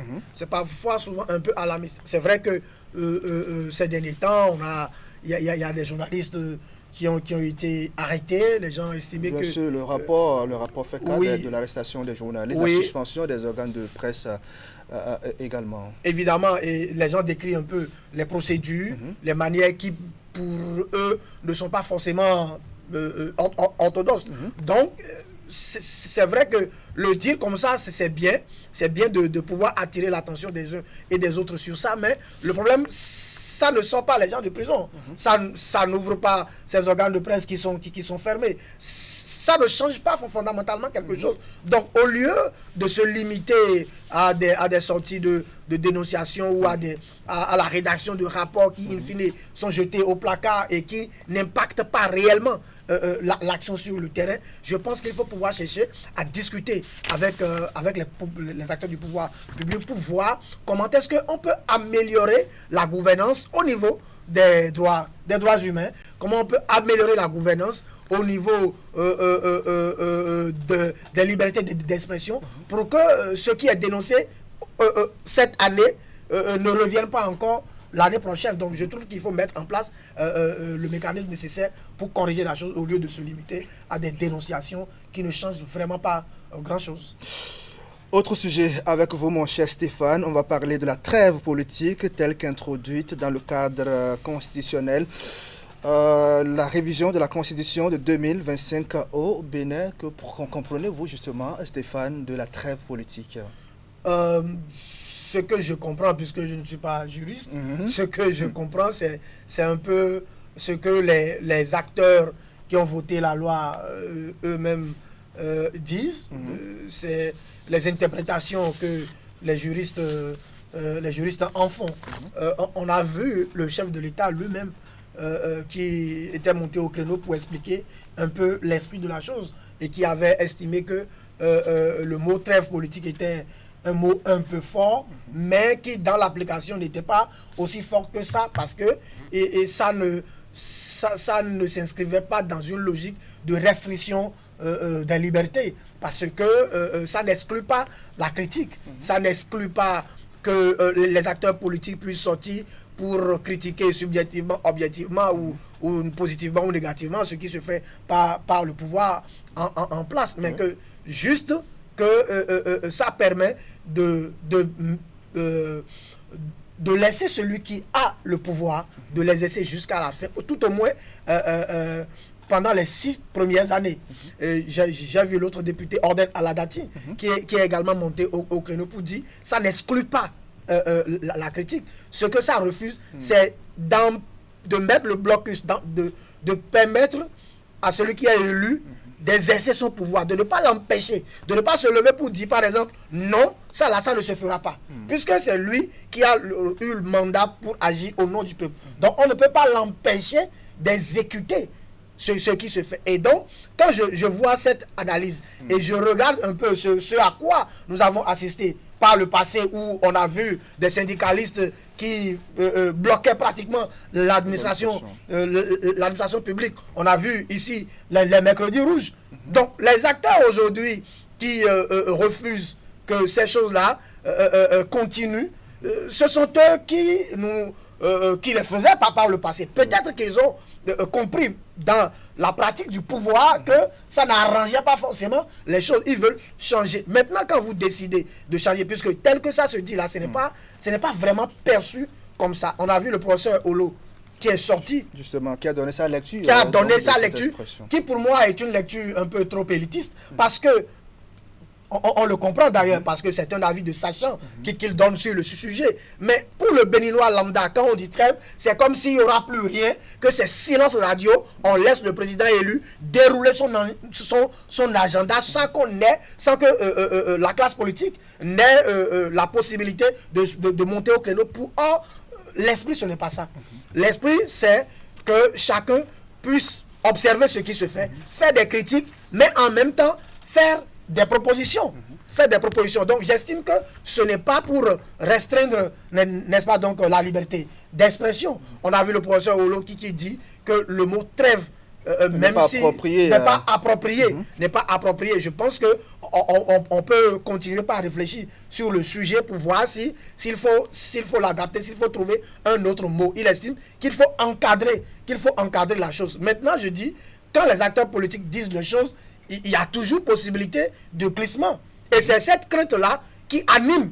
Et justement, derrière la trêve, on y voit une suspension de l'activité politique. Justement, parce que, est-ce que le législateur est en droit d'empêcher un parti politique de faire des activités? Quand on sait que pendant 10 ans, Patrice Talon a travaillé, on va dire, sans problème, sans de contestation et tout, est-ce que l'institution donc de la trêve politique était nécessaire? C'est pour ça que je dis que lorsque les acteurs politiques prennent des décisions, il faut prendre cette décision-là. En fait, il faut garder sa distance. Parce qu'on ne sait jamais quand est-ce que cela va glisser. On a vu le chef de l'État. Il avait 10 ans, comme vous étiez en train de le dire. Mais ça n'a pas empêché les partis politiques de travailler. Les partis politiques peuvent travailler. Maintenant, si on dit que ce qu'on interdit, c'est l'hyperactivité sur le terrain des partis politiques. On organise des meetings ici. On fait, si c'est ça là qu'on est en train d'interdire, je pense que ça là aussi c'est un problème, parce qu'il faut pouvoir recadrer, puisque les partis politiques ont dit qu'ils doivent animer la vie politique.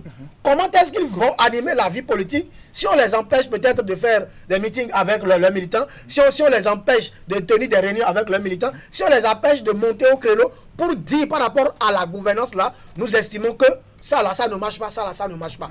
Après, ce qu'il faut comprendre également, c'est que quand on donne mandat à quelqu'un, il faut aussi lui donner le temps d'aller au bout, de faire ce qu'il doit faire, sans pour autant qu'on ait à le bloquer dans le déroulement de son agenda. Je pense que c'est ce qu'ils veulent corriger en utilisant le mot trêve politique. Mais il faut pouvoir expliquer ça véritablement aux populations pour qu'ils comprennent. Sinon, on a l'impression qu'on est en train d'empêcher les gens de parler, et ce ne serait vraiment pas très intéressant pour le régime des démocratiques au Bénin. Alors, une période de 6 ans avec un tel encadrement peut-elle, on va dire, affaiblir le débat contradictoire? C'est le mot trêve. Parce que désormais, quand on critique, il faut proposer. Oui. Bon, moi, fondamentalement, ça ne me gêne pas. Parce que si vous critiquez, si vous estimez que ça là qui se fait, ce n'est pas bon. Ce que je pense que... Voilà, c'est que vous êtes en mesure, après une analyse de la situation, vous êtes en mesure de dire, au lieu de faire ça, nous proposons qu'on puisse faire ça. Si vous n'êtes pas en mesure de dire ça et que vous venez pour peindre tout en noir, c'est comme si vous-même vous êtes de mauvaise foi. Donc, quand vous critiquez, vous devez être en mesure de faire des propositions. Le mot trêve politique, pour moi, même si c'est fort, il faut que cela soit réellement compris par les acteurs politiques qui, d'une manière ou d'une autre, aujourd'hui là, de façon réelle, quels sont les partis politiques de l'opposition que nous avons, en tout cas, qui sont là actuellement. On a FCBE, on a le parti LD. Est-ce qu'en l'état, on a comme l'impression que ces deux partis-là, qui sont pratiquement fragilisés, peuvent vraiment faire quelque chose sur l'échiquier politique? C'est comme si on veut leur fermer la bouche, au-delà du fait qu'ils soient déjà fragilisés. Or, en le faisant, ça fragilise le système démocratique qui se nourrit de contradictions et de débats. On ne peut pas interdire le débat. Et je pense que ce n'est pas ça l'esprit du législateur. Ce n'est pas l'interdiction de la contradiction. Ce n'est pas l'interdiction du débat, mais c'est plutôt l'interdiction du blocus qu'il y a à mettre pour empêcher celui qui gouverne, n'est-ce pas, donc d'aller au bout de son agenda. C'est peut-être pour corriger les mésaventures qu'on a eues par le passé. Et c'est pourquoi je dis, c'est seulement celui qui a utilisé le couteau qui sait que le couteau peut tuer. D'aucuns y voient une limitation indirecte donc, des libertés politiques à travers cette trêve politique. Est-ce que c'est une bonne lecture? Que la trêve soit... Limite donc les libertés politiques. Oui, a priori, si on n'explique pas bien la chose aux gens, ils vont comprendre ça. Mais comprendre ça parce qu'ils n'ont forcément pas les éléments nécessaires. Donc, c'est une mauvaise lecture, mais une mauvaise lecture qui est due à la disponibilité d'informations fiables. Donc, il faut pouvoir apporter l'information aux gens. Il faut que les acteurs politiques même eux-mêmes puissent sortir. C'est pour cela que moi, ça me gêne que ce soit peut-être les journalistes ou les acteurs de la société civile qui fassent ce débat-là. Depuis que le truc de trêve est sorti là, est-ce que réellement les acteurs politiques ont dénoncé la chose avec la verve nécessaire? Est-ce qu'ils ont suscité des débats sur la question? Après, les acteurs politiques donnent l'impression qu'ils veulent qu'on fasse le combat pour eux par procuration. Donc, aujourd'hui, ce n'est pas possible. Si on vote une loi qui ne vous arrange pas, exprimez-vous. Exprimez-vous. J'ai vu, il y a le professeur Théodore Olo qui répondait à Jean-Baptiste Elias, qui lui a dit, mais quand ils ont voté la loi, là, est-ce que vous avez manifesté? Et j'ai trouvé la question pertinente. Si vous ne manifestez pas, vous ne sortez pas après pour dire que ça ne va. Alors, cette affaire de trêve politique, oui. Est-ce que nous connaissons des exemples dans d'autres démocraties dans le monde? Je n'en connais pas. Ou le Bénin, je n'en connais pas. Ce n'est pas, a priori, ce n'est pas une innovation en tant que telle. C'est peut-être une extension. En quoi est-ce que la critique politique peut-elle, on va dire, empêcher le régime en place donc de faire son travail, Stéphane? La critique politique, a priori, ne devrait pas gêner le déroulement de l'agenda de quelqu'un qui est d'un président élu. Ce n'est pas possible. Mais c'est lorsque cette critique politique envahit tout le système. On a vu ça ici, où les syndicalistes sortent pour revendiquer des choses et au nom de ça, on bloque l'administration. Quand les prises de position politiques commencent par infiltrer tout le système, ça empêche. Donc c'est peut-être pour éviter ça là qu'ils sont en train de mettre. Cela fait partie de la trêve politique également, l'action syndicale? Je ne sais pas. Je ne sais pas, puisque ça ne concerne a priori que. Parce que quand on parle de campagne électorale, j'estime que c'est pas par rapport aux partis politiques. Maintenant, syndicat, moi, c'est par le passé qu'on a eu un syndicalisme assez fort, assez bouillant. De nos jours, le syndicalisme est devenu un peu, je ne veux pas dire ramolli, mais un peu calme. Un syndicalisme de développement. Oui, de développement, si on veut. C'est syndicalisme de développement. Tant mieux. Mais c'est que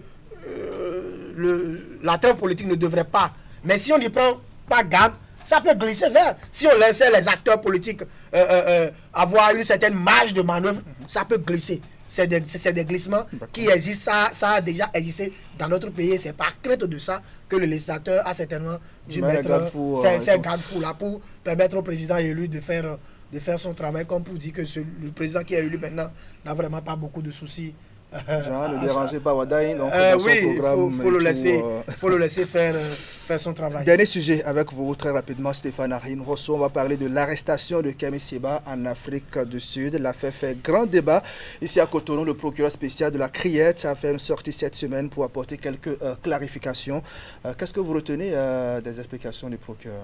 Bon, je retiens déjà, premièrement, qu'il est sorti pour situer les choses dans leur contexte, pour ceux qui pensaient que c'était déjà une sorte de débâcle pour le Bénin, que le Bénin, non, il est monté au créneau pour dire que à l'étape actuelle des choses, le Bénin n'a pas encore émis une demande d'extradition, mais que la procédure était en cours pour déposer cette demande-là. Je pense que c'est une procédure et le droit, en matière de droit, il n'y a pas d'émotion. C'est des règles, c'est des principes. Et puisqu'il y a mandat d'arrêt, je pense que tout va dépendre de tous les arguments que le Bénin va fournir et de l'autre côté, la défense qui sera mise en place. Vous voyez très subtilement, son avocat, d'ailleurs très intelligent peut-être, a déjà formulé une demande d'asile. C'est une bataille. Chacun va tirer le drap de son côté. Et puis après, je me dis, cette sortie de Amnesty International dans ce contexte où le Bénin est en train de vouloir amener... ça n'arrange pas la chose. Hein, est-ce que ça arrange la chose? On a vu qu'on a décrié comment est-ce que le confrère...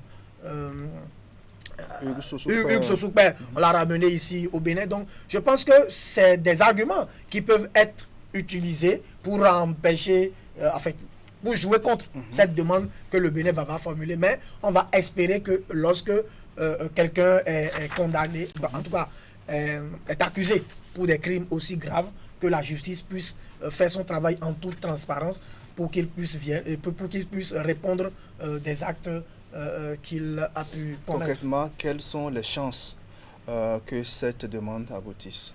Bon, il y a deux choses. Il y a une chose qui peut être un peu vicieux, c'est que tout peut dépendre des relations qui existent entre le Bénin et l'Afrique du Sud. C'est un peu vicieux parce que on va dire, bon, si le Bénin et l'Afrique du Sud sont copains, ils vont s'entendre pour ramener quelqu'un. Bon, l'autre chose, c'est les arguments de droit que le Bénin dispose pour défendre son dossier de demande d'extradition. Et donc, je me dis que, a priori, si on devrait... Puisque tout est régi par des règles sur le plan international. Qu'est-ce que le droit dit? Le droit international dit en la matière. C'est tout ça là qui va permettre de savoir si, bon, est-ce que ça va arranger le Bénin ou pas. C'est un dossier qui est pendant devant la justice. On va suivre ça un peu de très près. D'accord. Stéphane Arieno Rossou, analyste politique et rédacteur en chef ou directeur de publication du quotidien L'Autre Vision. Merci pour ce regard sur l'actualité. Très bonne journée à vous. On se retrouve dans quelques semaines sur ce plateau. Bonne journée à vous. Merci. Mesdames et messieurs, voici à présent notre artiste de la semaine. C'est le dernier rendez-vous de grand format pour le conte de ce dimanche. On connaît tous ce sentiment. Quand tu as tout donné et que rien ne vient. Quand les obstacles s'enchaînent et que tu veux lâcher. Mais parfois, c'est dans ces moments-là que tout commence. Parce que croire, c'est déjà jouer. Et jouer, c'est vivre.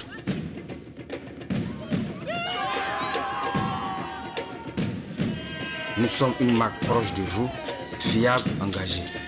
Johannesburg, on parie sur vous.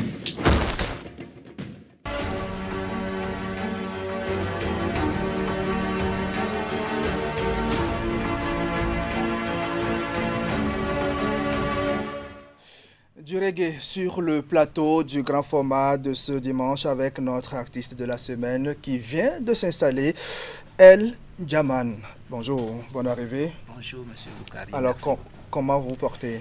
Je me porte à merveille. Alors, on va commencer cet entretien pour dire que vous êtes issu donc d'une famille profondément ancrée dans la musique chorale. Comment cette enfance donc a-t-elle façonné l'artiste que vous êtes aujourd'hui? Merci beaucoup. Bon, mon papa fut dirigeant. Mon papa fut dirigeant d'une chorale. Ma maman aussi, elle est chanteuse dans la même chorale.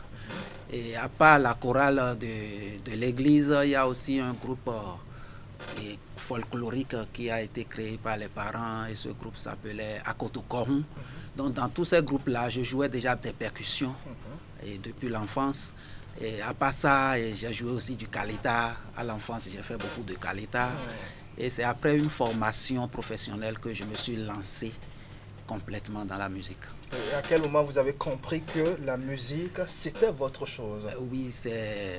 Bon, je peux déjà dire que depuis l'enfance, quand je jouais déjà le kaleta, je jouais dans tous ces groupes-là, j'étais percussionniste là. J'avais déjà ça dans le sang et j'aimais déjà la musique.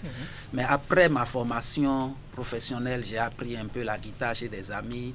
Et là, en 1999, 2000, là, j'ai été à Parakou, sorti mon premier album, La Paix.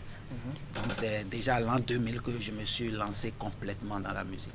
D'accord. Alors La Paix a été enregistrée au studio Olowa Tobi Loba de Parakou, de M. Eric Santana. À qui nous rendons hommage et tout. Que représentait l'homme pour vous? Je vais dire, c'est mon producteur, c'est lui qui a produit l'album. Oui, c'est lui qui a produit tout l'album et c'est lui l'arrangeur et tout. Et puis votre musique est fortement engagée, hein? Vous parlez de paix, vous parlez d'amour de Dieu, de justice. D'où est-ce que vous puisez cette inspiration? L'inspiration, c'est Dieu qui donne. Moi, je ne sais même pas d'où ça vient, c'est Dieu qui donne, c'est l'Esprit Saint. Et comment est-ce que le public, vos fans, donc apprécient-ils ce que vous faites? Oui, ils apprécient beaucoup parce que je sais que chaque artiste a son public. Donc ils apprécient, surtout ceux qui aiment le reggae, ils apprécient. Et après ça que j'ai travaillé encore pendant plusieurs années pour faire sortir le rythme Wehun aussi. Le concept que vous avez créé, le concept, oui, parlons-en. Wehun, c'est quoi? Parlez-nous de ce concept. Wehun, c'est une association de plusieurs percussions béninoises. Il y a le zandro, le grand popo, justement. Il y a le glédé. Il y a aussi le... inscrit au patrimoine mondial de l'UNESCO également. Oui. Il y a aussi le avoulet qui est proprement du Mali, dont je suis d'origine. D'accord. Donc j'ai associé tout ça là. Il y a aussi le panouhou, parce que dans tous ces rythmes-là, il y a le petit tam-tam qu'on appelle à l'éclé, qui donne le même rythme dans tous ces... Donc, après mes recherches que j'ai compris que il faut associer tous ces rythmes-là à la musique jamaïcaine pour donner du Wehun reggae music. Est-ce que c'est une façon de défendre l'identité culturelle? Vraiment, c'est ça, c'est pour faire révéler ma musique à travers le monde, c'est pour faire connaître ma nation à travers le monde par ma musique. Alors vous citez souvent la légende donc, de la musique béninoise, Sagboa, Danielo, comme votre référence donc, au Bénin. Qu'est-ce que vous admirez chez l'homme? Vraiment, c'est un vieux père, que maximum de respect, que je respecte beaucoup, parce qu'il a du talent. Il est vraiment un grand artiste qu'on ne peut plus jamais oublier. Il est inspiré. Donc j'adore ses chansons, ses manières de chanter, ses scènes, tout ce qu'il fait en matière de la musique béninoise, là, j'aime beaucoup. D'accord. Et sur le plan africain international, il y a Lucky Dubé, le sud-africain, il y a Bob Marley. Bon, c'est naturel, quand on est reggae man, on doit forcément... Il y a toujours Bob Marley. Qu'est-ce que vous avez appris de ces légendes de la musique africaine? Oui, parce qu'ils ont beaucoup travaillé, ils ont quand même fait connaître leur pays dans le monde entier par leur musique. Donc c'est surtout ça que j'ai beaucoup aimé, ils ont beaucoup travaillé. D'accord. Aujourd'hui, vous totalisez 7 albums, donc à votre actif. Quand vous faites le bilan, que retenez-vous? Oui, déjà avec ces 7 albums-là, je retiens que l'artiste là, on ne finit pas de travailler. Je continue toujours pas à travailler parce que le premier album, après le premier album, le second et tout là, ce que j'ai retenu est que je ne dois pas cesser de travailler, je dois toujours continuer de travailler parce que le meilleur reste à venir. Y a-t-il un album ou un titre qui vous a particulièrement marqué? Est-ce que vous avez des préférences dans tout ce que vous avez produit? Est-ce que je vais dire j'ai des préférences? J'aime tout ce que j'ai produit parce que sinon le morceau La Paix, il y a tout. Sinon ce que je peux dire que tout dernièrement je suis en train de pousser, c'est le Wehun. Parce que c'est ça qui est une musique et qui est une musique identitaire du pays. Et vous évoquez souvent le manque de moyens financiers et tout pour performer justement dans votre carrière. Quelles sont les difficultés auxquelles vous êtes confrontés ou ce sont des difficultés que partagent pratiquement tous les artistes béninois? Bon, je vais dire c'est ça, hein, parce que c'est surtout les difficultés financières. Parce que la musique, la culture, et je vais dire, la musique, ça demande beaucoup de financement. Parce qu'il faut... Les albums que vous produisez, est-ce que vous n'avez pas de... Il n'y a pas de retour bon, quand tu as des retours, tu vas encore investir, surtout si tu autoproduis, si tu n'as pas un producteur qui investit et c'est toi-même qui produis, parce qu'on cherche toujours... Non, il n'y a pas de producteur. Il n'y a pas des gens qui adorent le reggae au Bénin qui peuvent porter c'est surtout que je peux dire, c'est surtout la musique qui est plus en souffrance au Bénin. Le reggae? Ah oui, parce Pourquoi? que je ne sais pas, parce que les gens disent que c'est la musique des engagés, les reggaemans là n'ont pas leur langue dans la... Pourtant, le 11 mai, tout le monde est en mouvement. Oui, parce que ceux-là adorent le reggae. Voilà. Ils savent de quoi ça. On adore le reggae. Vous qui êtes le porteur de reggae, on doit quand même vous accompagner. Merci beaucoup. Bon, c'est ce que d'autres ne comprennent pas. Sinon, je peux déjà dire que ceux qui nous soutiennent, parce qu'il y a des gens que je remercie, je ne vais pas citer tous les noms, parce que jusqu'à arriver à ce niveau, c'est des gens qui ont investi, c'est des gens qui m'ont soutenu. Donc, je ne peux pas dire qu'il n'y a pas des gens qui n'aiment pas. Mais nous allons... C'est pas suffisant. C'est pas suffisant. Et c'est pour amener tous les Béninois à aimer le reggae que j'ai associé. Les sonorités béninoises. Pour que dans ça, ils trouvent le reggae et aussi... Nos rythmes, quoi. D'accord. On va marquer une courte pause pour découvrir ce que vous faites. On revient pour la suite de cet entretien. Merci.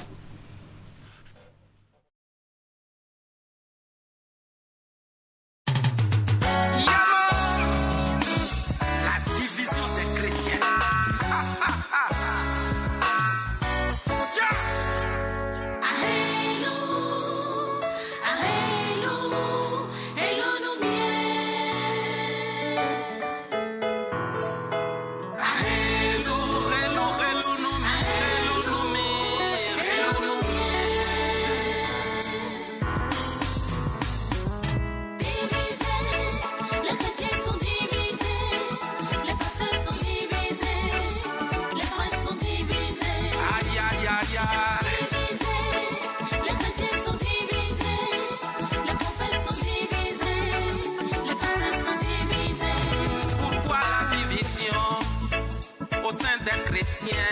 Est-ce que notre Seigneur Jésus-Christ est-il divisé? Je vous en prie, frère. Voilà donc pour ce morceau, la division des chrétiens. C'est un morceau signé El Jaman, notre artiste de la semaine, qui est avec nous sur le plateau du grand format. Alors, comment est-ce que pour vous, les chrétiens sont-ils divisés? Oui, parce que actuellement nous voyons trop d'églises, alors que le Christ n'est pas divisé. Et nous voyons des églises face à des églises. Et ces églises-là chacun donne le nom qu'il veut. Donc, je vois déjà qu'il y a la division. Il y a des églises à côté des églises. Celui qui est ici ne va jamais parler le bien de celui qui est à côté de lui, alors qu'ils servent tous le même Christ. Et si nous entrons un peu dans la Bible, déjà dans Jean 17, Jésus-Christ a demandé à ses apôtres d'être un. Et il demande aussi à ceux qui vont écouter sa parole auprès de ces apôtres-là, il demande à tous ceux-là d'être un. Mais aujourd'hui, nous voyons qu'il n'y a pas l'unité dans les chrétiens, il y a trop de divisions. Donc c'est pourquoi j'ai chanté. Ça, c'est votre philosophie. D'accord.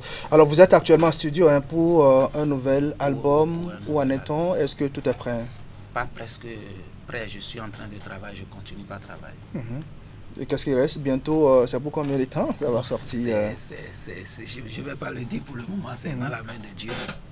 Alors, votre ambition, vous l'avez dit, c'est de révéler le Bénin au monde, donc à travers votre musique. Comment y arriver? Bon, déjà, je vois que déjà à partir de ces percussions, le rythme Wéhoun que je suis en train de révéler tout nouvellement là, je pense qu'à partir de ça, ça va quand même, ça va aller parce que c'est pas facile. Mais révéler ma musique à partir de ça, je pense que c'est déjà très important. tout ce que je demande est que je demande à tout le public béninois, à tous ceux qui aiment la culture béninoise, de venir soutenir pour que ça puisse quand même aller plus loin. D'accord. Alors, en dehors de cet album qui est en préparation, quels sont les autres projets que vous avez peut-être dans les mois, années à venir? Dans les mois, années à venir, il y a une tournée qui est en préparation, une tournée nationale et sous-régionale aussi pour faire connaître le Wéhoun Reggae Music. C'est ça. D'accord. Aucun projet le 11 mai prochain Bon, le 11 mai prochain, pour le moment, pas encore, parce que nous sommes en train de penser.